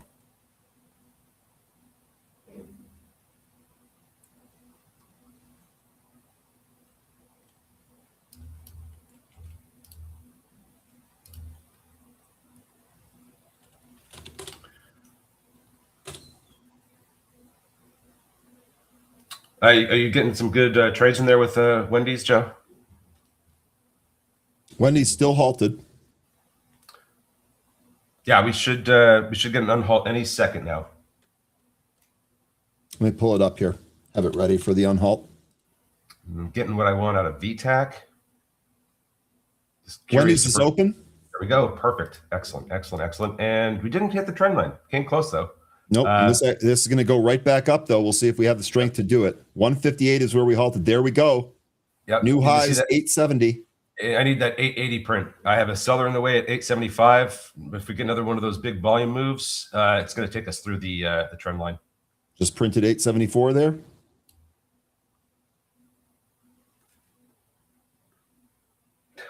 Hey, what they did to your boy Netflix. All right, there we go. There it goes. There's 882. Trend line hit and broken through. Good stuff there on Wendy's. Congratulations, everybody that took that one. That was a good call there. And the SPY has come back now to the VWAP, and so far it is holding there. No signal yet on that. Wendy's could be a GameStop situation. I don't think that they're, you're giving them sandwiches and they're ripping you off. Maybe they are.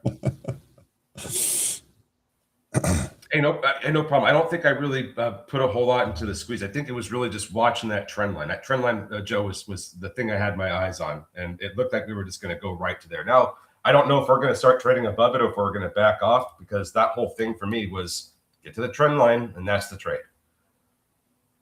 Now we're already starting to come back in. We might get some support around in this 8 handle and push up through to the other side of the trend line, but the whole trade in my mind was just get up to the trend line. Trend line was a great target there. We went right to it. Lots of Wendy's talk on Reddit. Interesting. I appreciate that because I don't check out the Reddit forums there. SPY broke. VWAP is now coming right back in. Boy, a whiplash there if you're trading SPY early here. Yeah, well, some folks here can say Wendy's gains hit my account. I'm going to be happy. There you go. That's well done there, 13. And we are coming back down to that initial breakout spot that took us into a halt. So this is going to be a support area for Wendy's. Should be, yep. So if we get that support here, I think I would want to see more than one candle provide support here. But if we do get it in this area, the next thing you're going to want to watch for is a move back up to that trend line and a close over it. Yeah. If you're trading beyond, just getting to that trend line, this is what I would want to see next. But as the morning goes on, things that we want to see tend to happen less and less. That's right. SPY continuing to pull back. Financials week, looks like Velo's pulling back. SpaceX broke the pre-market low. Ondas still pulling back. Bitcoin back down at 61,500. Oh, this is one of the greatest comments so far this morning. At least Wendy's sells actionable beef. I feel it. All right, let's look at some of these other ones. See what we got going on. So PLSM is still halted, waiting for that to unhalt. VTAC trying to get through that consolidation, still having trouble reaching 160, but we are holding above the VWAP still. And Wendy's still getting some support from that breakout spot. I'd say it's like between 835 and 840. I would say the same. We're holding right there for now. So we'll see if it can turn around and get back above that trend line. And FRTT still trying to get its first close above its VWAP, despite printing above it for the past 15, 20 minutes.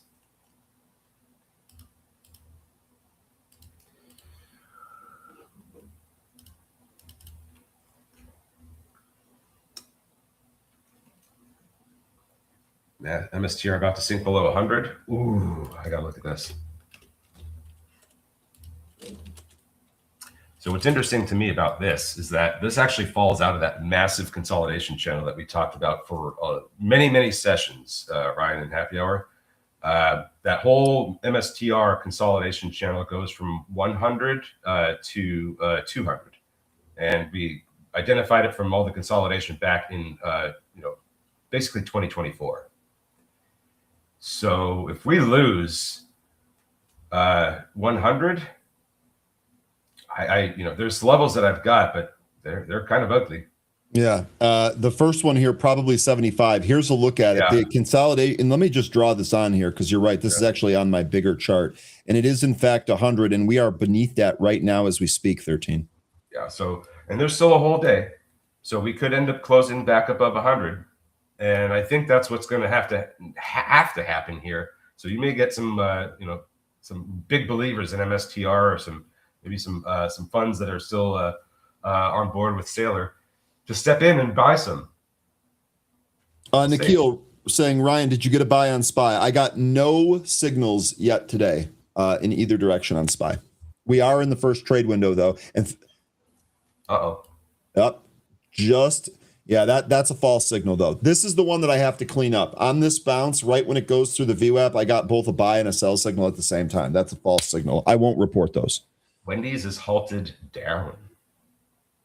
815 is the halt there. Here's VTAC, by the way. Just right at its VWAP.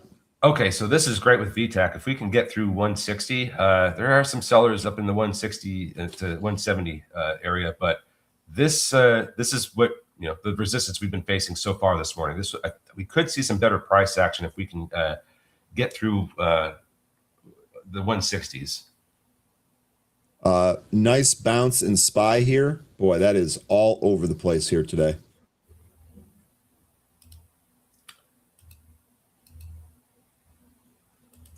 Yeah, I think this is going to be a pretty short trading session for me. Just because things are not really having a whole lot of follow through. No, they aren't. Even these movers aren't. Mm-hmm. And the SPY is the same deal. I mean, it's just all over the place. Now SPY is pulling back down through VWAP. We're going to see a lot more of this volatility, and maybe the market goes nowhere. Maybe it goes sideways, and we just bounce back and forth the whole summer. Now, I did share the stat that we talked about yesterday, 13, about July being the second best month behind November in terms of seasonality. And I actually showed that seasonality chart here this morning as well, really from now through the end of July. 100% positive on the winning trades there, or excuse me, 100% winning trades there. Average gain about 3.3%. Thanks, Bob, for letting us know about PLSM. I wasn't following the time on that. He said it should be under a minute until it unhalts. So if you're trading PLSM, get ready. And Jay, nice trim there on your Airbnb trade. That was a great World Cup trade. No, Nikhil, it's the month of July. It starts in June. The seasonality period started in June from the chart that I showed, but it encompassed the entire month of July. You seeing anything interesting at the moment? No, I really don't. I got my platform issue solved here, thankfully, but I really don't. I also, 13, have not seen anything terribly interesting off the unusual option scanner as well. In the last 2 days, I've found things off of that. There's PLSM. We unhalted, dropped down. Looks like we're going into another halt now. Downside halt here, 977. And there it is, halted again. Well, so far, one that wasn't really a mover, Wendy's, has been pretty much the best and easiest trade today. Now, there's still a lot of day left. We could see VTAC finally make its way through this 160, the 160s, but hasn't quite done that yet. Meanwhile, we have Wendy's and PLSM halted, so that really only leaves VTAC, FRTT, and CUPR, some of the movers we were looking at earlier. VTAC is going through my VWAP here, 165 now, as that's going to continue to try and trade higher. GPUS, this is the penny stock that got asked about earlier. This thing, just a complete breakdown from the VWAP. This is a visual representation of why we generally just skip over these. PJ Trader saying 4 is running. No news. I'll take a look at 4. FOUR, right? Yep. Shift for payments. So this daily chart looks, like we're bottoming. Let me look at a smaller time frame here. By the way, VTAC looking pretty good.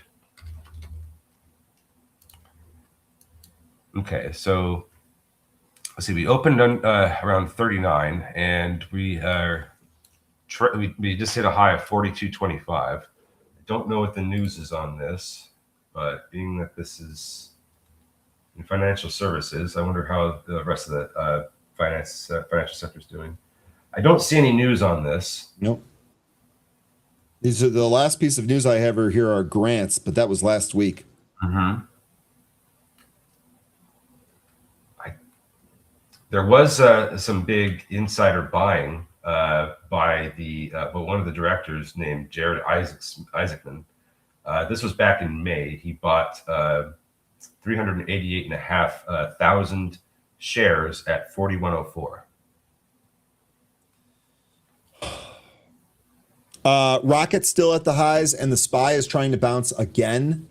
This from the intraday low. Well, SPY is all over the place here today. Wendy's open, and it is selling off. What's looks like it's happening here is we're getting a resolution of a rising wedge. But yeah, that was the trend. Go to the trend line, and that's it. You know what this action reminds me of? What's that? The Bed Bath & Beyond disaster that we had about a month ago, where the stock was up 50% in the pre-market, ran up right out of the open, and then pulled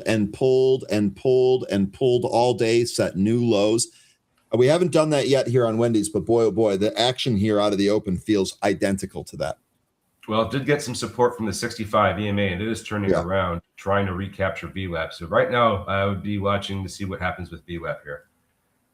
Just took a quick look at Bed Bath & Beyond. This also looks like it's in recovery mode. We are trading above the 200-day SMA again for the first time since, looks like January, when we actually had a couple of prints above it. And before then, it was November.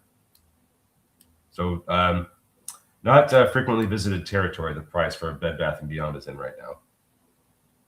Looks like the 500-day SMA. Here's that day that I was talking about. Here's that day that I was talking about, by the way. Traded up towards 8 and then pulled all the way back down to 4 in the same day.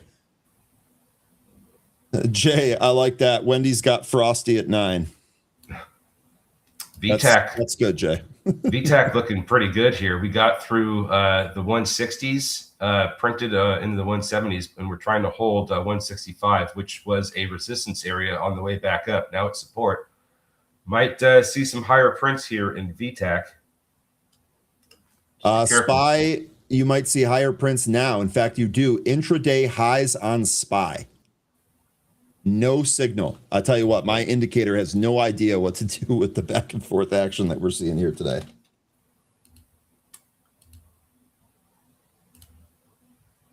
Pretty good move, though, man. Those calls are a double already off the lows.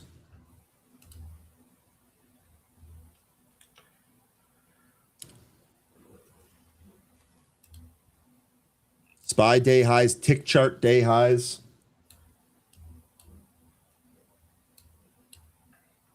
Amazon, that's trading higher. Who was asking about the Prime Day sales trade for Amazon? That's higher right out of the open, day highs here.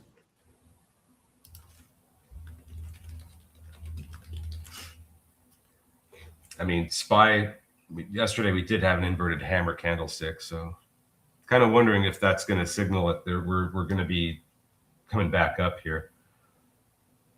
So far, we haven't cleared the highs from yesterday, but I guess I would say maybe 140 is a spot to watch. Or 740, I mean. 280 Marvell calls getting bought into the pullback here today. It looks like Marvell held 270 here intraday so far.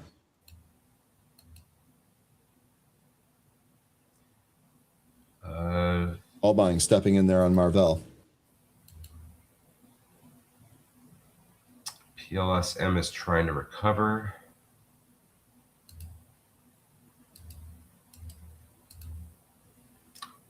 Good mention on 4. That continues to hold above the VWAP. I think when it comes to FOUR, the signal to watch for is if we start to close under VWAP. Seeing as how we're riding that up and holding above it all morning.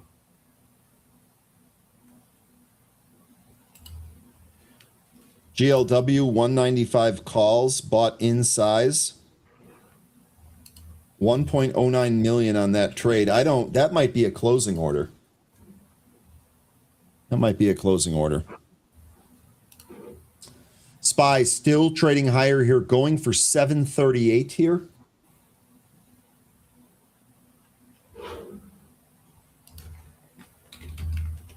Looking around to see if I see anything else interesting, man. Don't yet.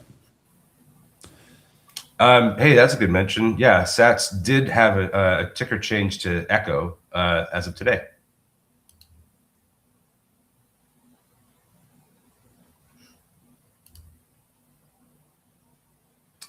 PLSM opened back above 10. You're right. It is trying to recover, and it looks like 1060. Somewhere in there might be the spot we need to recapture. Not too far away from it. FRTT still right at its VWAP right now. It does look like it's trying to push away from this.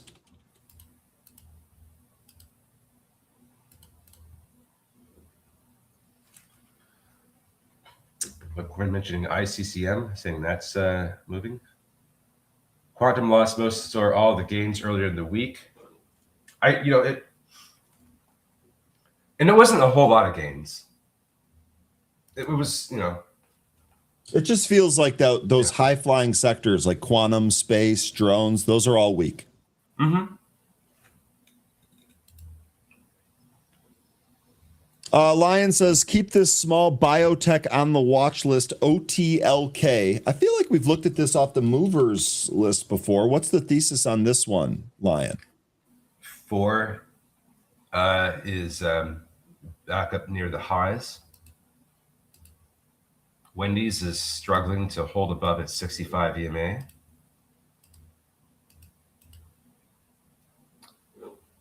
VTAC coming back in underneath its VWAP after hitting 178. SPY pulling back to its VWAP. Wendy's so far holding the 65.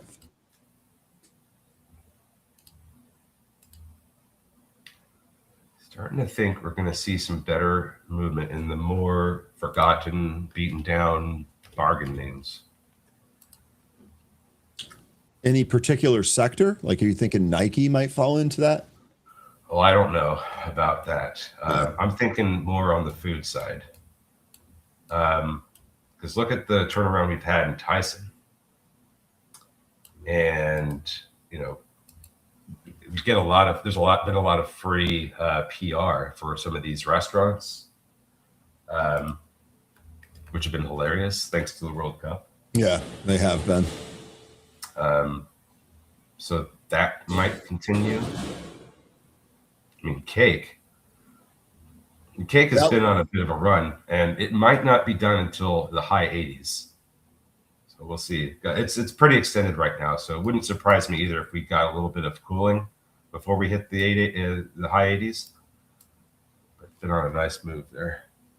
Cake, that's actually one of my favorite series of videos, by the way, that you referenced. A pullback here to 75 and a hold of the 9 EMA on the daily might be all right there. Lion, thank you for answering. OTLK should get FDA approval very soon. So that's a play on potential FDA approval. QNRX halted to the upside.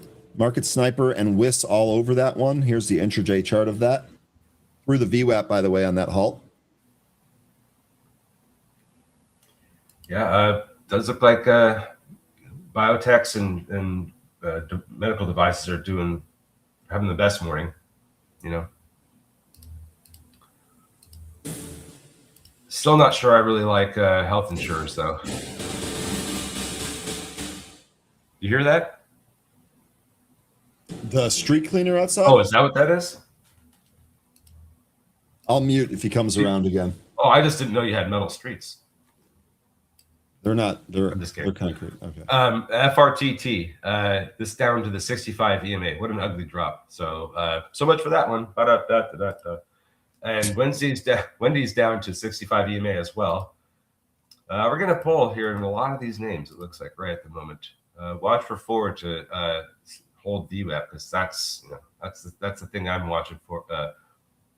FOR for if we're gonna get some more downside here. PLSM still above 10 though. Wendy's losing the 65 EMA. Rocket is still at the highs. Your PLSM.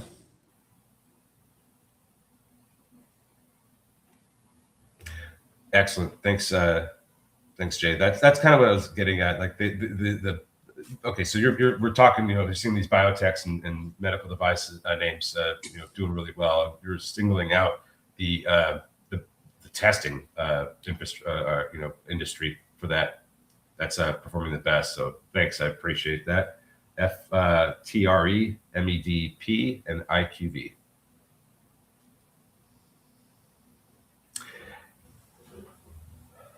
EHGO getting some more action here. Coming up to the 510 resistance that it was dealing with after the open. Daniel says FRTT is done. I'll tell you what, that chart looks awful. This EHGO that you're talking about looks a lot better, 13. Yep.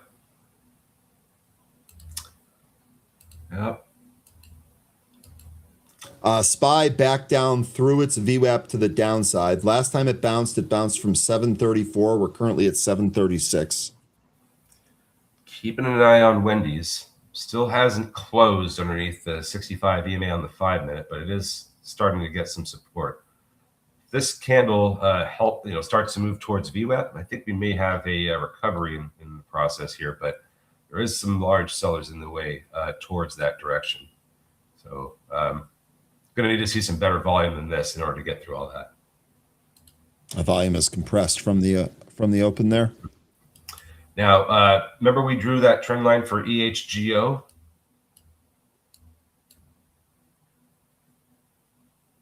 You don't have it on there, but it's it's on my other chart, but I remember it. It's the one from midday through the pre-market high, right? Yep.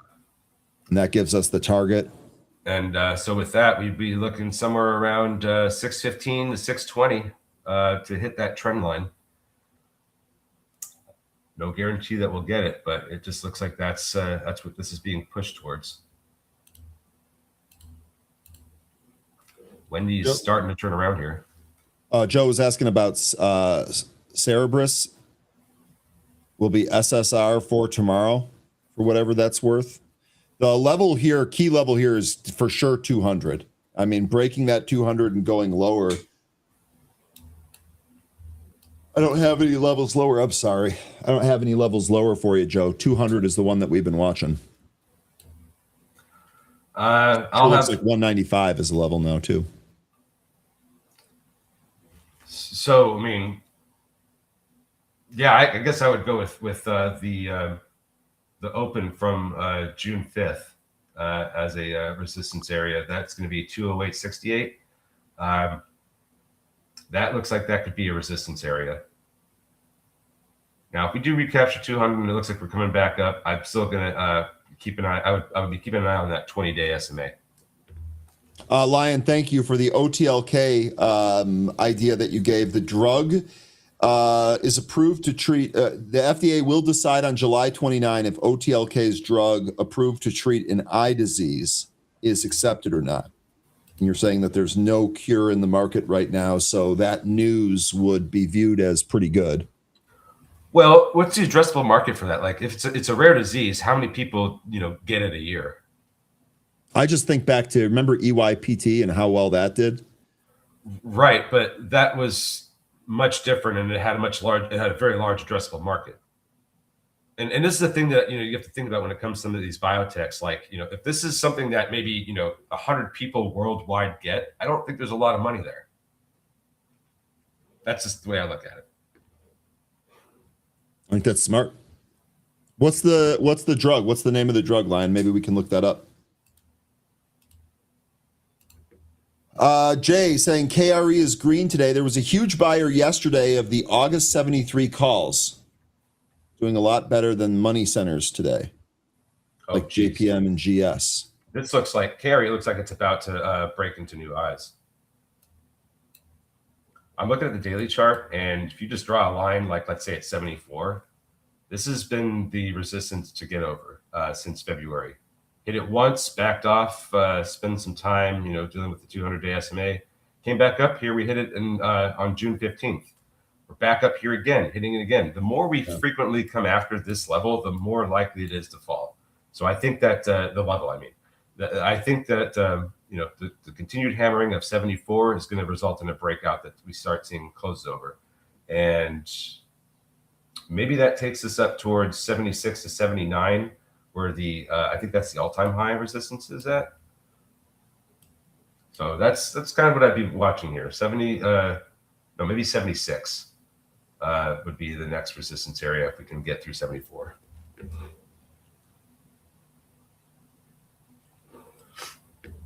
All right, okay, so 4 now underneath the VWAP. That's not a good sign. That's not what I want to see. Same with VTAC, by the way. VTAC underneath VWAP as well. That looks like that's going to be coming in. Maybe there's some support coming at the 65 EMA where it was getting it earlier. EHGO almost to the trend line. Very, very close. PLSM kind of sideways following the drop back in EHGO looks like it stopped right at the pre-market high area. Mm-hmm. Yep, right about there. And as long as we don't start trading back underneath VWAP, I still think we could hit that trend line.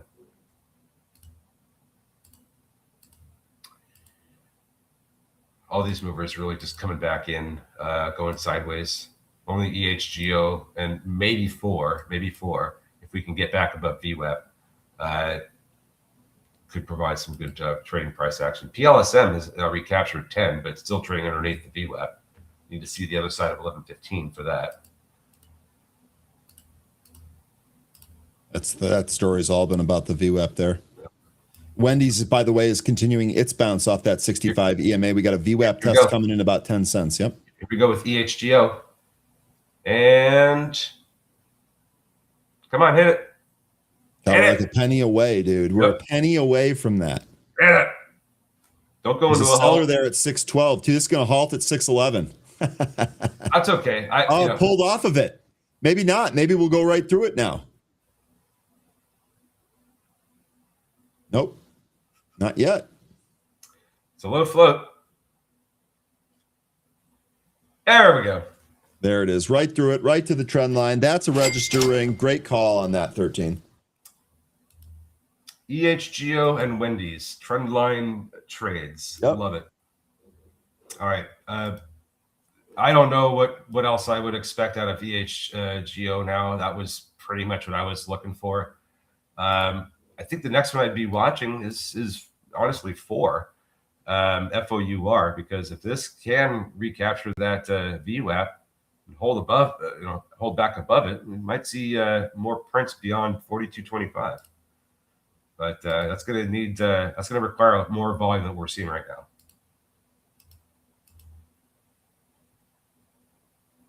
I'm not sure Wendy's is going to recapture VWAP. If Wendy's comes up and tests VWAP and cannot get back over it, I think that's not going to be a good look for the 65 EMA.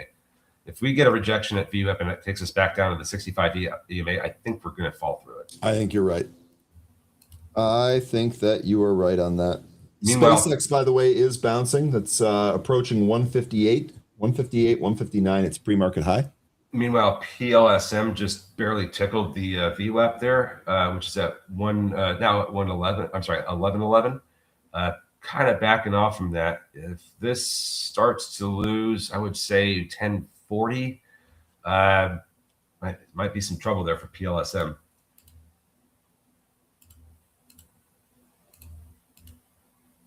FRTT getting mentioned by Bob that it popped. Bob calling this to go to 11. I don't know, Bob. FRTT? Unless it was a typo. Did you mean 311? I don't. I mean, we hit 50 in the pre-market, 7:30 this morning. We have been nowhere near that since. I would need to see a massive amount of volume to take us through 4 in order to think that we're going to see 11. Now, maybe that's a typo, but that's what I would think I would need to see. And if you're referring to PLSM, all we need to do is just get back above VWAP, which we've already just tested. Here we go with 4. Here we go. We're back up. Here we go. 42.25. That's the spot to watch for a break here. But we've just moved right back up through the VWAP, and we are up to testing that spot. Now, here's the thing with this one. It's a little spready. It's looking like 20 to 30 cent spreads, moving pretty slowly. I still think that maybe we see the other side of 42.25, but be careful because at this slow movement, the spread, it's up one moment and it's way down the next. Be careful with this one, I would still say. And EHGO, that trend line was the play. It's coming back in, losing view up now. Ferrari having a decent intraday formation here as it moves through 350. CUPR ripping.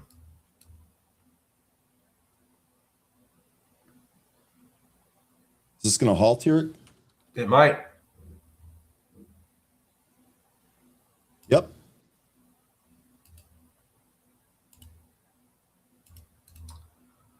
Okay, well, I wonder what they're going to hit next. And that is halted. CUPR. Let's see. This one has a sub 1 million float. Very easy to push around. Let's see if we get one of those other movers that we were just talking about to have some kind of similar push happen here. Maybe PLSM. Sorry. Well, it's okay. Wendy's, this is trading back up to the VWAP here. We just talked about a VWAP test 802. Yep. I would need to see a recapture of that VWAP. And there's a big seller in the way at $8. So we need to see expanding volume to take us through VWAP and hold above there.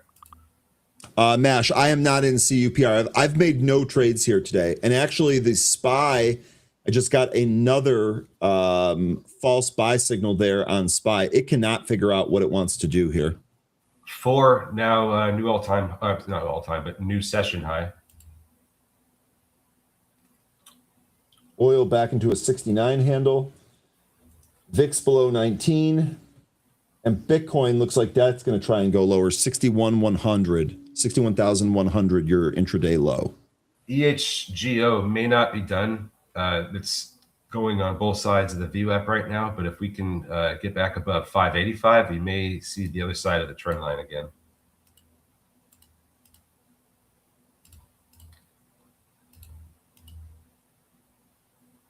It is getting a little bit closer and closer to the time where volume starts to leave the market and people go on their early morning lunch breaks or brunch or whatever they decide to get up and go do. Talk about their trade. Do brunch during the week? I guess you can, but sure that seems like a weekend activity. Well, it's a weekend activity for people that have 9 to 5s.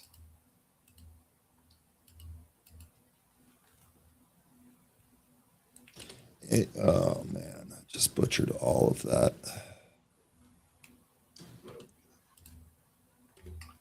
I am struggling today. I don't know what's going on.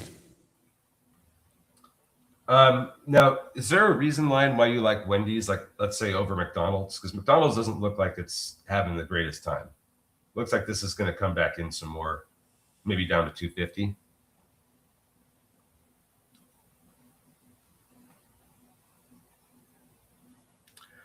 Joe, yes, you can melt silver and gold. Saylor himself will melt because he can't do anything with Bitcoin.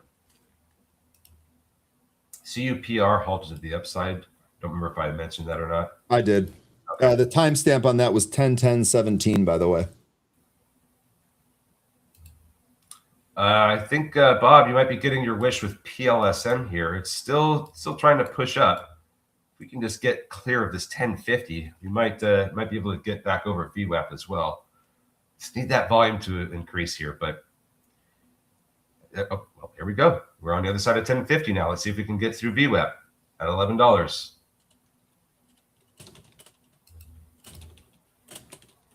I just happen to be clicking on these things at the right time, apparently.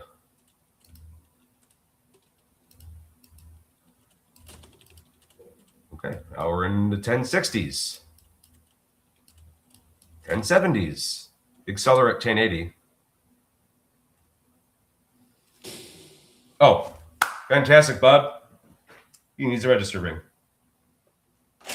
Ask and you shall receive. Well done. Saylor will start selling NFT Bitcoin, however he can raise it, whatever he can do, because, man, people are going to come after him. Bry says ES and NQ have no clue what they want to do. Indeed. And it is messing with the indicators. It's making the trades difficult. There was movement. So suppose if you were fortunate enough to capture it, you could have done all right. But I don't know that was repeatable. It was been really risky. Yep, sorry. Do you think Saylor and Freeman might share a sell? I mean, is there a cell big enough to house those two egos? Yes. It's a 1-by-1.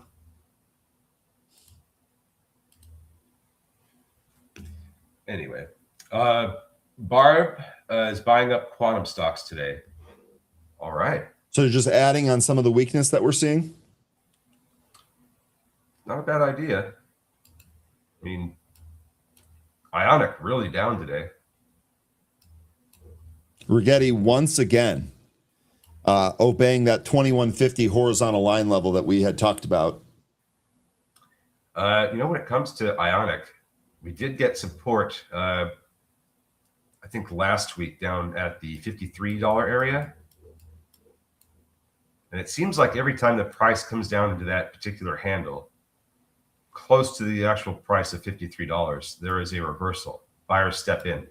Looking at the smaller chart, and I'm just going across, looking to the left, and all I see every time is reversals in the $53 handle. That could be the spot.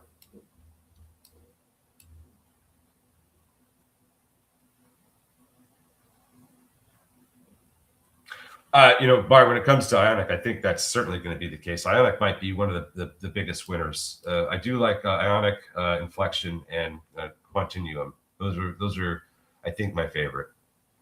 There are a lot of folks that say Ionic is one of the best in breeds here. And I would also add that quantum computing, which is I think QUBT, isn't that the one? QUBT, or is it QUB? Yeah, QUBT. That one I think deserves a special mention because they acquired I forget the name of the company. I think it was like AES Systems or something like that. But they now have a business segment that deals with free electron lasers, which could be the future of chip making in terms of lithography. So I think that's pretty interesting. That's definitely something to watch, 13. Yeah. So just because I always trying to find out what's coming up and what's coming up. And there's some folks that I watch and listen to on YouTube that tell me about all these things that these different chip companies and tech companies are working on. And they're great idea generators. So free electron lasers could be the next big thing for lithography and chips. All of these quantum names weak today. By the way, PLSM just recently had a nice big move up through VWAP that took it to 1159, and then it reversed. So that was a nice little move there, but you would have had to have been quick on it or had your order out ready to go. Fantastic stuff there on PLSM. I think that's what I was looking at, probably a good exit. Bob already took care of business though. JD saying if MSTR breaks 99, what level? I think we're thinking 75 might be reasonable for that. And Wendy's is continuing its bounce. It's right at the VWAP. It is trying to get through it right now. It's trying to work its way through it. Yep, it certainly is. But that volume has been fading all morning. Yeah, it has. Look at this. Some other ones here that were moving. EHGO, big move down. Remember, this had a very low float. 4, still trying to push through, 42 handle, or I'm sorry, 42 and change. It's above 42 right now. And PLSM, we already talked about. VTAC, that hasn't had another visit up to the VWAP in about 20, 30 minutes now. And then FRTT down at the 65 EMA trying to hold above it. So far, doesn't look like it is. And then CUPR, after popping up just a moment ago, you're coming back down to test VWAP. Box L, this is getting mentioned by several of you here. Market Sniper and Wiz, you guys are on this one. Second halt, this thing opened, gapped higher, and halted again, 628. Oh, fantastic. I have levels for this. Oh, what's the next one? 645, I think. Let me see here. You're right there. Yeah, I have 645 marked off. This, I don't know exactly when I marked this off. It must have been sometime back earlier this year. Yeah, actually, very well could have been earlier this year. But here's the great thing. Wow, the 65 EMA on the daily chart is also right there at 645. 645 could be the spot. Now, if we blow through that, the next spot that I've got, 750. Okay, and then I'm thinking maybe 9.5 too. Interesting. PLSM getting a mention. That is still holding above the 9 and 15 EMAs. It looks like it tried to go back up above VWAP again, but we still haven't got a recapture of that. Prints above VWAP are great, but we want to start seeing closes above VWAP. SPY coming into the intraday low. It's bounced twice from this area before, so watch 734 here on the SPY. But we are right in it at the moment.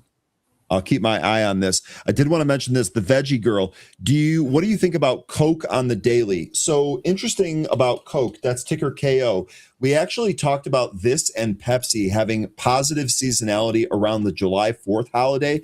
13, I can't remember. Didn't we also talk about this having potential tailwinds from the World Cup? Yep. Beverage sales and food sales and stuff like that. So as far as this chart goes, it actually doesn't look terrible. The recent recapture of the 20, maybe we can gap fill up here to maybe 82 and then make a run at those 84 highs. Again, positive seasonality here. Veggie Girl, let me see if I can pull the chart that we had on this one. I think it was from earlier this week, so I should be able to find it. And I'm not trying to be quiet about it. I'm just kind of formulating an opinion. Aside from what you already said, I'm just looking at the chart and just seeing some things here, but I still think it's great. Here we go. So here's the Coke versus Pepsi seasonality. You can see here, Coke is the blue line, Pepsi is the white line. They actually both do well during this period. I know these numbers are small. I'm sorry about that. The range here is June 27th through July 26th, and we've got a look back period of 20 years giving us this data. 90% of the trades are winning trades, and the average profit 3.5 for Pepsi, 3.24 for Coke. So as far as the chart goes here, it looks like this does want to test higher, and you do have a 20-year history of seasonality giving you a 90% win rate on that.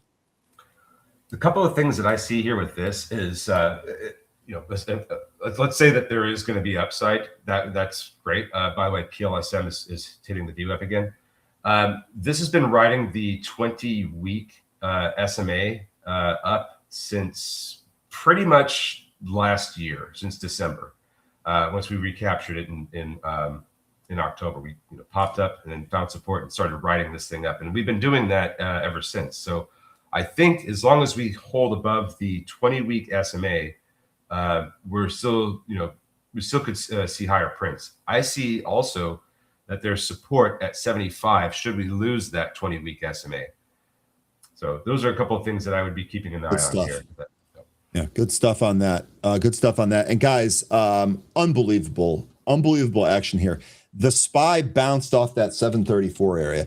This now means that intraday here, and I did not get a signal here. So this action is probably a little bit too quick for the signal itself. But if we zoom in, look at this. This 734, really an area here, 734 to 734.30 something. SPY has bounced off this area thrice today. Now, the upside here is about 737 and change. We'll see if we get there and if we can take that out. But so far here, 734 showing you its stiff support.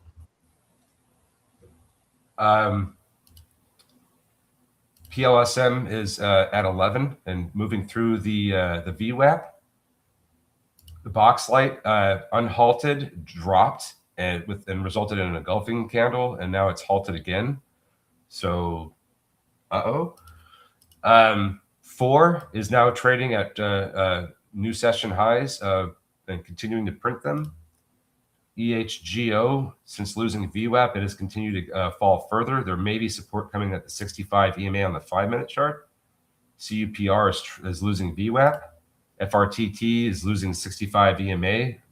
Maybe in the next 5 minutes or so, it tries and recaptures that. But if it can't, probably something better else out there to trade. And then Wendy's recapturing its VWAP as well.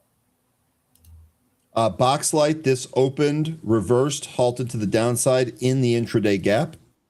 That looks like that's going to go lower out of this halt, but we'll see. Jay had also mentioned that Viking Holdings, which is ticker VIK. Yeah, which has a bunch of floating hotels and ships and all kinds of ocean segment. So this is a cruise ship, but it's different than the other boats. It focuses mostly on river cruises, and the boats have no kids allowed and no casinos. So this has just been on an absolute tear. The daily chart looks quite wicked, but I think that there's some profit taking that needs to happen soon, because this is really being extended on a lot of time frames. Daily, it's extended. Weekly, it's extended. I think the monthly, that's extended as well. All these are very, very extended. They're far away from their moving averages. I think Viking would have to come back in at some point soon. And I was just going to ask Jay. Jay, did you take this trade? Are you trimming into this move higher? That's what it seems like. Trey, thank you. Vic, has momentum. Been in this thing for a while. Consistent trend. So how are you exiting, Trey? Do you have a specific price target? Do you have maybe a trailing stop put on it? What's your exit plan on this? Maybe we already got that that moved out. I don't know, because I'm looking at the monthly chart, and you can see where there are those times when this comes back in and cools off, and then it just goes on another rip. It certainly could happen with this current price action we're seeing now. Just let it come back in, get some support. Maybe it's down at 80, where it gets that support, and then once it does find its footing, you're seeing Broadcom CEO in an exclusive interview right now. We do not see AI as a bubble. Who is? Oh, that's right. Everybody else besides me. Well, Broadcom CEO and you are on the same page there, and I'm with you. I just to be clear here, I don't think it's a bubble because I think that there's actually good stuff coming out of the whole AI craze here. But that doesn't mean that the stocks can't come back to more reasonable valuations or pull back from some of the meteoric moves that they've had. Doesn't necessarily mean we're in a bubble. Yeah. This is going to extend into the 2030s, and then once we get into the 2030s, then quantum's going to take over. We're so close to these technologies emerging. I think people are not really completely figuring that out yet. Oh, EKS. Thanks for mentioning Netflix. Let's take a look at that today. So that has been coming right down to where we wanted to see it go. All right, so we're still looking for a 72 print. What did we end up getting here today, intraday? Did we actually get that low?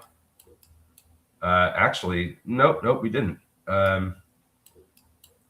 Did get pretty low on Monday, almost hit 70. Looks like we're still able to get there. And I look at a monthly chart for Netflix. Oh, Netflix. Or was it a monthly? Maybe it wasn't. No, it was a monthly. When I look at a monthly for Netflix, there's also a case to be made that we go right down to that 50-month SMA on our way down to hit that 70 target. So 75 officially did not hold. 70 next. Yep, I like 70 the best. That's the one I've been calling for a while, and I still am looking at this monthly chart. I could see a scenario where in the month that we do hit 70, we also test that 50-month SMA.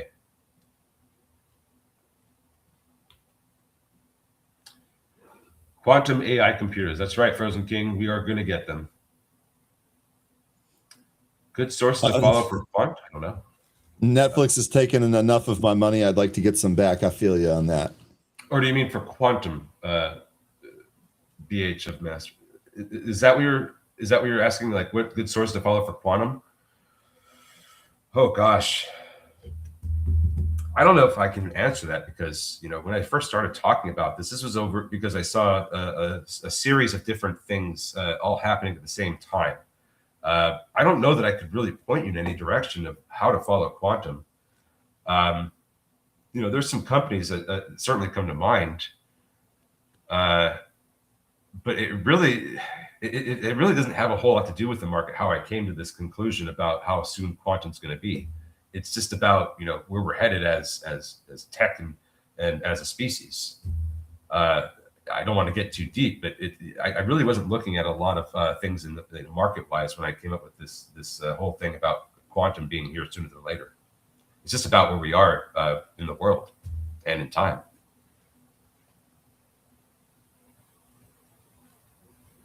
Trey, you're not alone there. Trey says it's amazing how my strategies have changed from my failures rather than from my successes.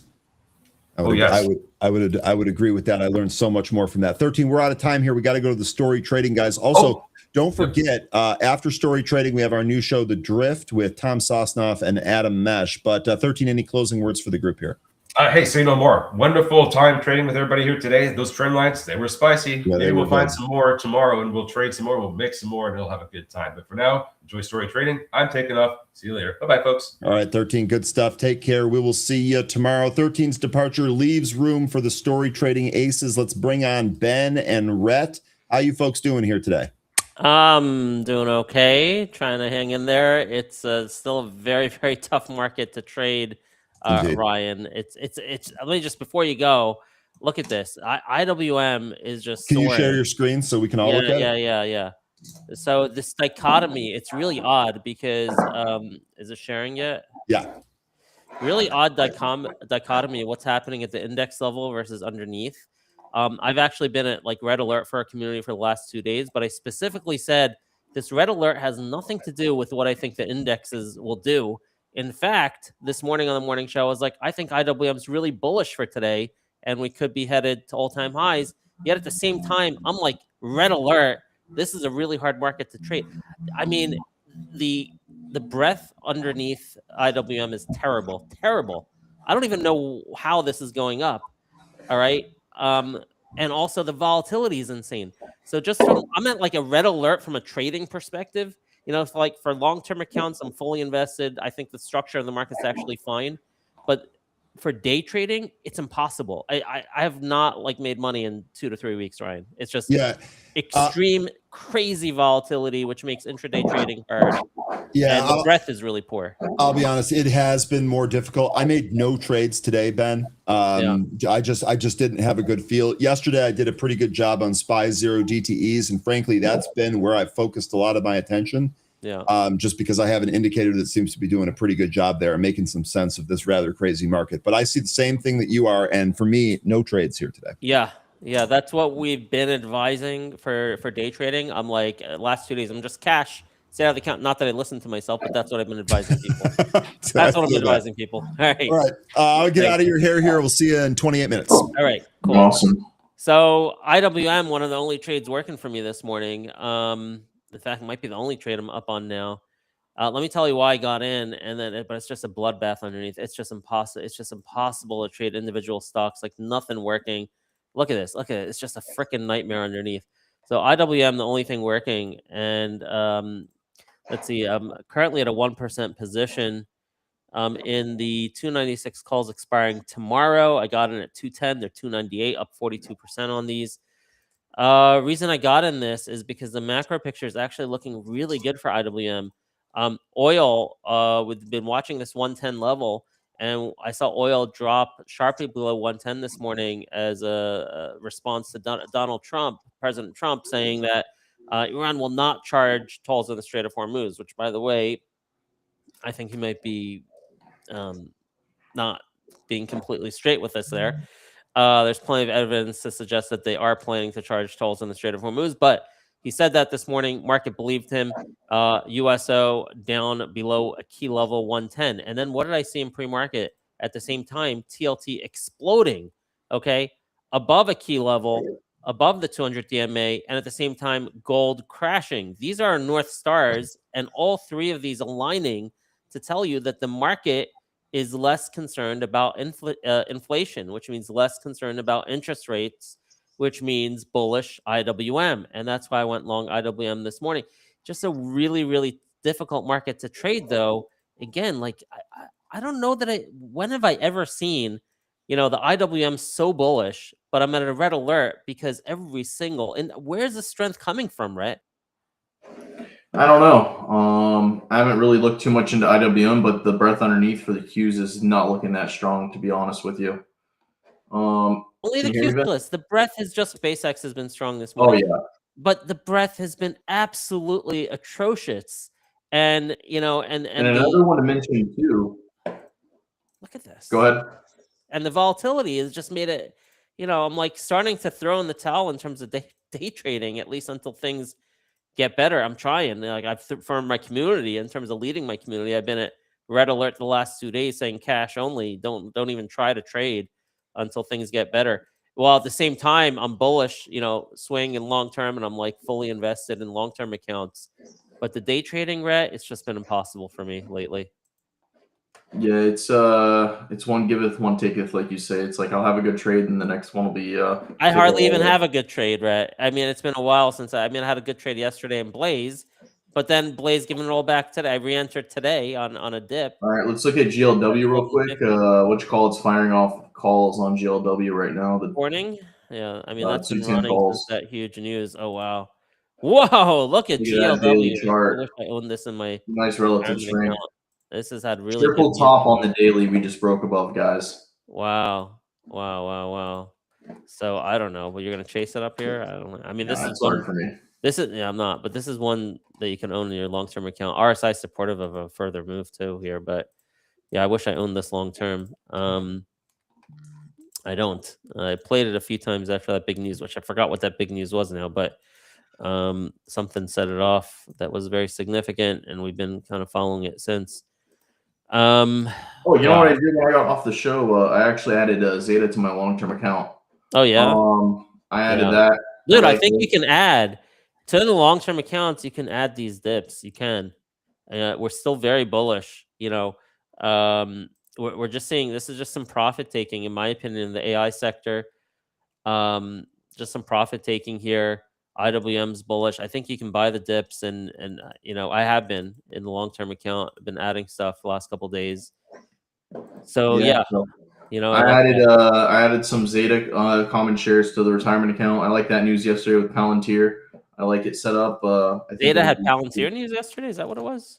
Yeah, it was a strategic partnership to build marketing AI infrastructure on Palantir Foundry. Oh, okay. So Well, maybe it makes it a 20 DMA, but yeah, this is more. I'm looking at this. I'm like, yeah, no direction for the rest of the day. But if you like it, that news long term, that's great. yeah, checking in the direction short term. I got chopped up here, got stopped out of that trade. So we'll see how the long term shares play out there. Yeah. But yeah, other than that, I mean, I'm looking at this with IW making new highs here. See if we continue to rock. I mean, maybe I should take a little off the table. You know what? Hold on. Let me sell. I have 20 calls. I'm gonna sell 5 of them here. I'm up nicely on these IWMs. Got to make money somewhere. Crazy. All right. So I just sold a little bit of those IWM calls. Let's see here. Wow. I got shaken out of run. I don't even know if I made money on it in the end. Let me see. It hit our targets. Look at that. Oh my gosh. GLW just continuing to explode here. I think I made money on run. Come on here. I'll look at GLW. Yeah, I made money on run. Yeah, GLW. Yeah, run hit our target. Run was the top pick today. Hit our top end target of 1675. That was nice. Oh my god, so close. 1679 and it pulled back.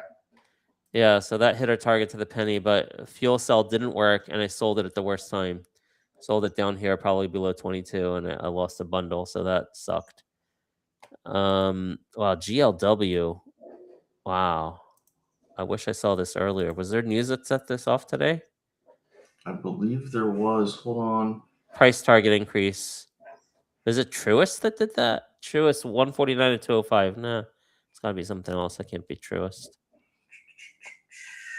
Could just be like looking it rotation. Not seeing anything. Could just be rotation and money flow. I mean, it's been crazy.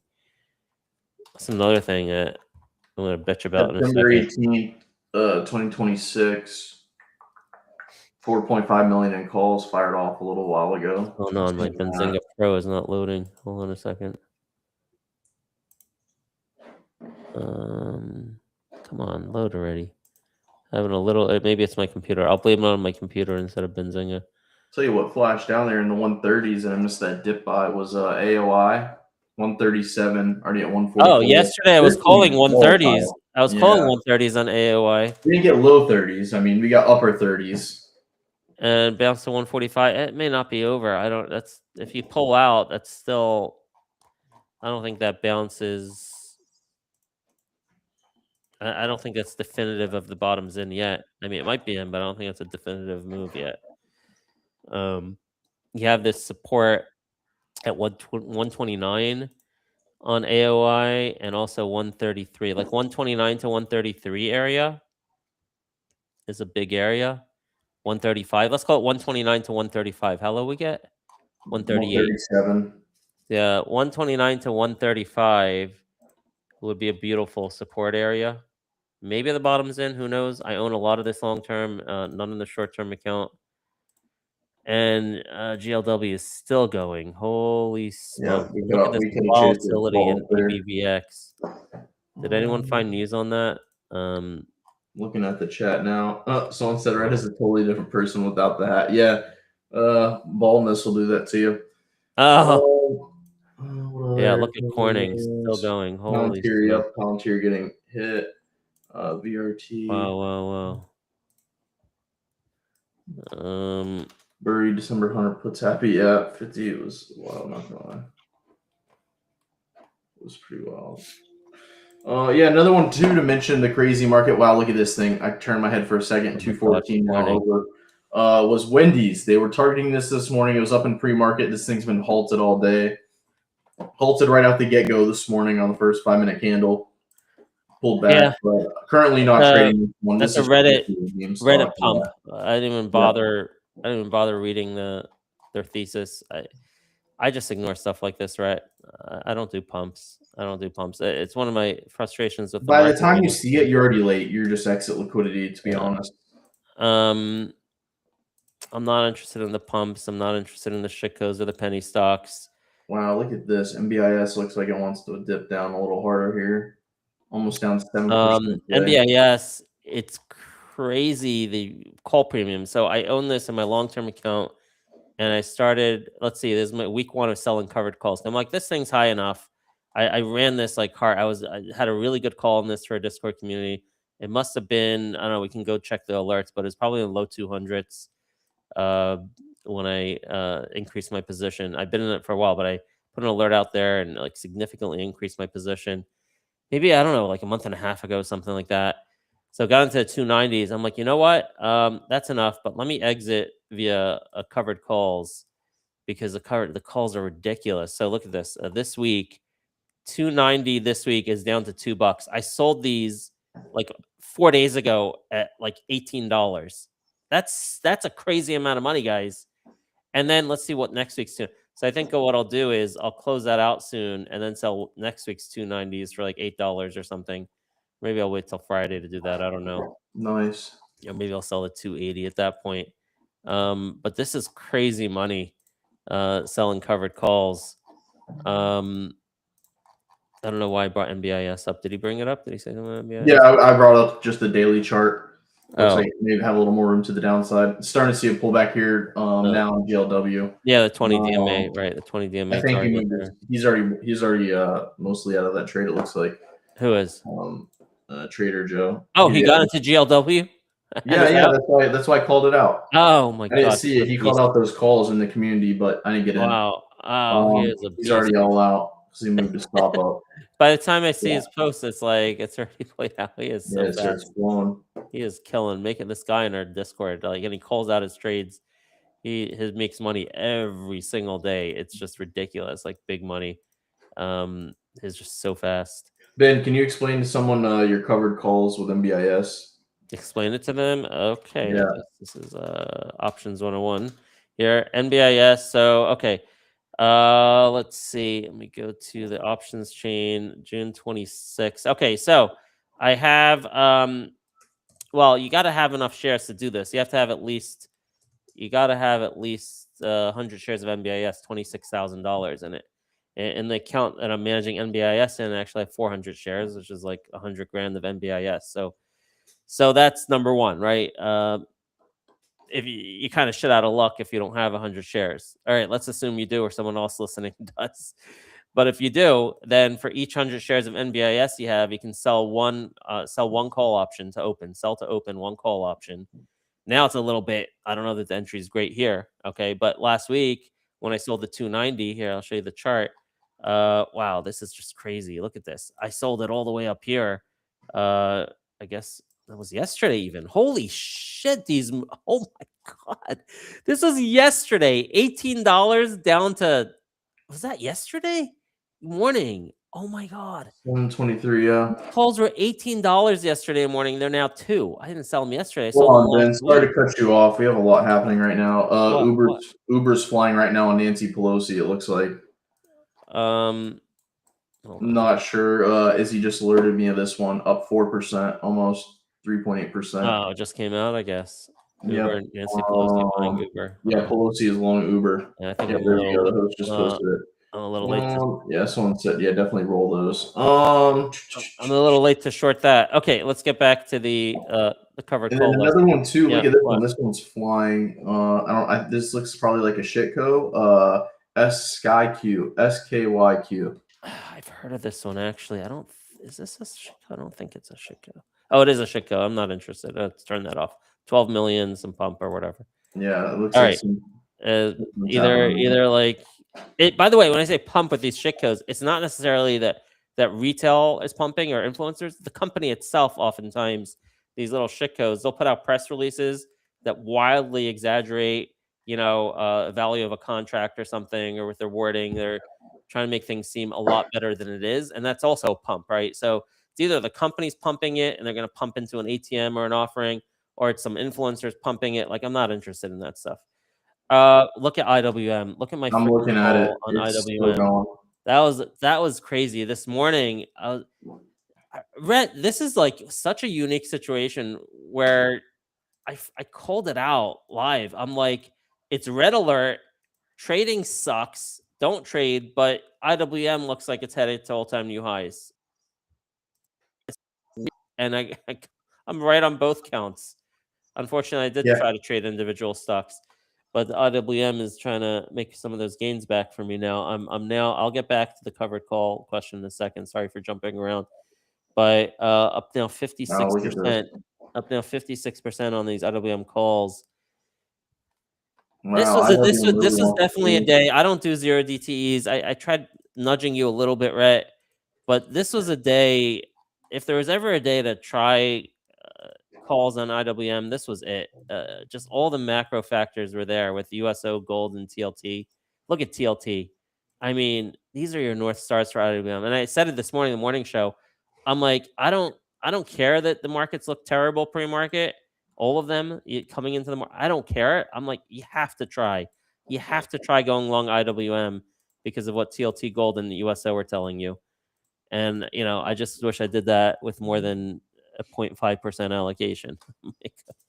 But anyway, Rhett, give me some time to answer this question someone had up at the NBIS calls. All right. So NBIS, going back to the option chain, here's a 290. All right, go back here. So I sold this like last Friday, whenever that is. I guess it was June 18th up here at like $17, $18.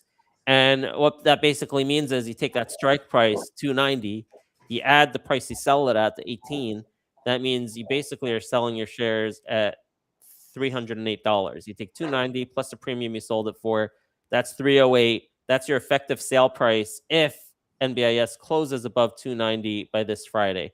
All right, if you're looking at it today, all right, then it's a different calculation. Let's say you own it here, 258. Let's say you'd be glad to sell it at 270. So what you could do is pick one of these options close to 270. In fact, the 270 itself looked pretty interesting.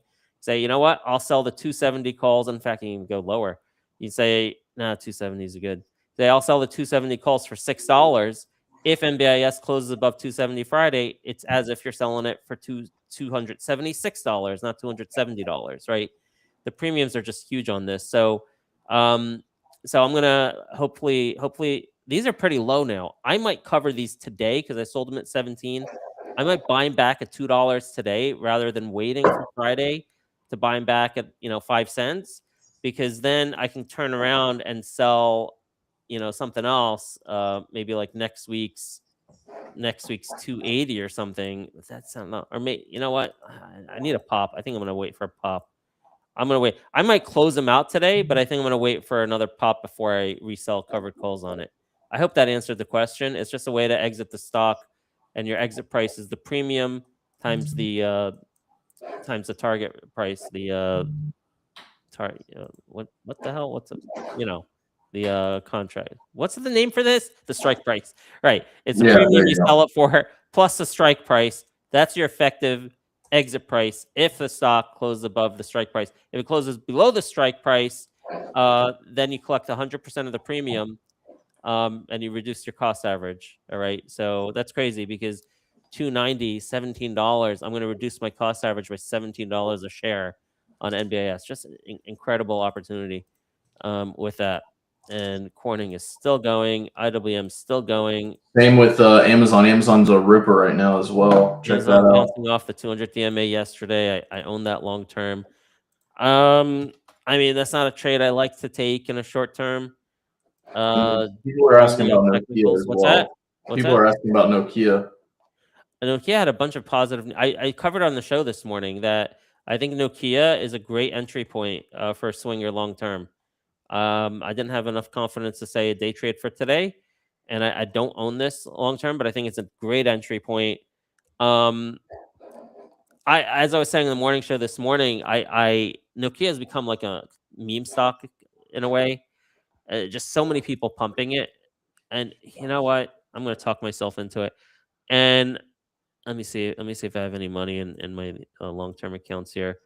I'm going to borrow a little conviction from the crowd here. Let me see where I have cash. This account here. But I like the technicals here. Long-term account. Okay, let me get some Nokia in this account here.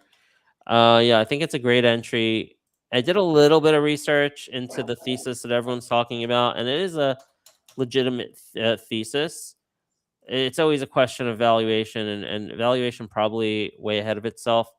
I generally avoid stocks that like meme stocks that everyone's pushing at the same time. And I did miss out on names because of that, but it's just my personality. I really shy away from things like that. I like to be first. I like to be alone, and then I sell when the crowd finds it. That's usually my MO. Ron is So running again as well. what is? Ron? Oh, Ron is running again? Oh, Yeah, it's shit. running Look at that. nicely. Look at that. Well, it hit our targets of 1675 target, and I'm out of it now. And I sold at a bad time, but I still made money on it. But this is a top pick of the day, so this deserves my attention for day trading and buying the dips. But I guess I failed there to buy the dip. Anyway, I'm up on it. So yeah, Nokia. I think Nokia is a good entry here. The fundamental thesis is sound. The problem is that everything you see on X, no one talks about valuation. Nobody. And if you go and try to figure out, well, what's the fair value for this bull case everyone's talking about? I mean, the thing looks really stretched, and it looks like it may have to grow for a couple of years fundamentally for it to grow into its current share price. And based on the research I did, so that's why I end up, shying away from these really popular crowd names. But I just added a little bit because it is a legitimate thesis. It's just what do you want to pay for it? But it's at a nice support level, Nokia. And I'm talking about Nokia without showing the chart. Where is it? It's at a nice support level. And I did call out a couple catalysts this morning on it as well, bouncing off the 50 DMA. RSI is reset. So I like it. I don't know that I love the valuation, but I guess in this market, it may be okay to ignore that a little bit. All right. Yeah, another Wow. one, Viking Therapeutics. What? Jay Rice is calling out. What? Viking Therapeutics having a great day. Yeah, they had news this morning. It was three phase days one. back to back to back. Yeah, they had news this morning. I didn't bother putting it in the Discord because it was phase one. I guess people are excited about phase one. Holy shit. Oh, wow. I think I still might own some of this in my long-term account, but I'm down so much on it. I mean, I bought this a couple years ago and probably in the 60s or 70s or something. I'm probably down 50% on it. But I guess they do care about this phase one, beginning phase one clinical trial. Also, it looks like no buy rating unchanged 102. Yeah. What are you going to do with that? I couldn't anticipate that you'd run this much on phase one, so I didn't bother alerting that. All right, we're going a million miles an hour here. Let's try to focus. So my top focuses this morning were IWM, Sunrun, and Fuel Cell, and then a secondary focus on Blaze. Blaze was a big winner yesterday, and I was looking for a day two move on it after a dip. I got the dip. I guess I bought the dip too early. I bought it at 1150 after it ran. This thing, we had a 1250 target on it last night, yesterday, and it ran to 1251. I sold it at 1230 near the target, and then it pulled back after hitting that target again in regular hours, pulled back to 1150. I got back in. So they had inflection news yesterday with what was the name of the company? The big one, CoreWeave. CoreWeave, yeah. Big news with CoreWeave. I triple checked the significance of that. It is significant. A couple analysts came out and upgraded the price target pretty significantly into the mid to upper teens. So I think you'll see an underlying bid in this. It's just a matter, which point does it reverse after the drops to come in. So I was a little bit early on my re-entry at 1150. It looks like Corning is still pumping. Okay, so let me see here. But yeah, that's what I'm trying to just focus on. Wow, this Corning. Holy smoke. I really wish I owned this long term. I really wish I had this one. Oh well, look at that. Oh my gosh. IWM's running. So, wow. Anyway, I'm trying to focus, man. If I saw this early enough, maybe I would have jumped on it, but I wasn't staring at the Discord. I guess I should be looking at the Discord all the time. Trader Joe's on top of stuff. It's crazy. Yeah, he is. He just had another. Picked up some lottos for GLW. Wow. So 3M yeah, Corp. I'm just looking at this today. I guess I'm late to this news. They Which also they had an Airbus agreement. MMM is the ticker symbol. Oh, 3M. Yeah, 3M Corp. Yeah. I didn't Wow, see up that. 4%. Whoa, that's a big candle for 3M. This is a boring company. Airbus deal. Wow, when the Airbus deal happened a day or two ago, it looks like. Aircraft cabins. 3M Airbus. I missed that deal. I'm too late. I'm not interested, man. I'm not. I'm too late. I like to be in as soon as the catalyst comes out before it makes its move. You know, if I knew about this in extended hours, whenever that news came out, and we look at it and we're like, hey, this is bullish news. We'll look at the technicals, look at the fundamentals, and make a prediction that it's going to go up. That's what I do at story trading. You know, once it's up 4%, I don't care about it anymore, to be honest with you. But who might keep running? Who knows? You got to do the research to see the impact of that deal. But IWM quickly coming in on that $300 target. So I'm just trying to focus here on IWM, Sunrun, and see if Blaze here today. Just trying to focus. Those are my three focuses. Wow, look at this. What's that? IWM. Yeah, I know, dude. I told you I had a whole thing. You can take that video clip from the morning show. Yeah, I know. I was like begging people. I'm like, you gotta try IWM today, guys. I mean, I think I said if there was ever a time to try IWM, this is it. I said something like that. And I wish I had the balls to do more than 0.5%. And I wish I picked up some 0DTs in my Webull account. I thought about it, but I didn't do it. Anyway, I'm up now 72% on those calls. If this keeps going, it could make up for the loss I experienced in fuel cell. Yeah, look at AOI red to green there. Wow, AOI. $10 move. Oh $10 move from the low. Look at GLW. Holy crap. Straight vertical up on GLW. Yep, And we have less than 2 minutes now, Ben. Yeah, I know. All right, 2 minutes. Maybe this is where I wanted to. Only 1 minute left. Shit. All right, whatever. I was gonna complain about this market, how it's it is what it is. My macro calls are spot on, but like the underneath has been so hard. It's just so hard. It's I'll complain about it another time. But like right now, the market it's I don't want to say illogical, but it's different character than it usually is. Trading catalyst has been really hard because everything seems to be about money flow, rotations, and influencers right now. And the life cycle of these things are super fast. Everything super fast. Moving here, moving there. Influencers, money flow, rotation. It's like, I can't just look at a catalyst and say, hey, this is good news or bad news. It's going to do X. It's just very hard right now, Ryan. Then when I hear that influencers are a major driver of things, I get nervous and worried. Yeah. Just gonna throw that one out there. Don't like that one at all. Yeah. Guys, we are out of time here. Really good stuff from you guys again. Thanks very much. All right. Catch you next week. All right. Take care, Ryan. Take care, Ryan. Have a good one. See you guys next week. Ben, Rhett, and the Story Trading Boys, they will be back next week. Thanks very much, folks. We are going to move over to the Drift right now. New show with Tom Sosnoff and Adam Mesh. Enjoy. Stay green. Stay safe. Stay focused. We'll see you tomorrow.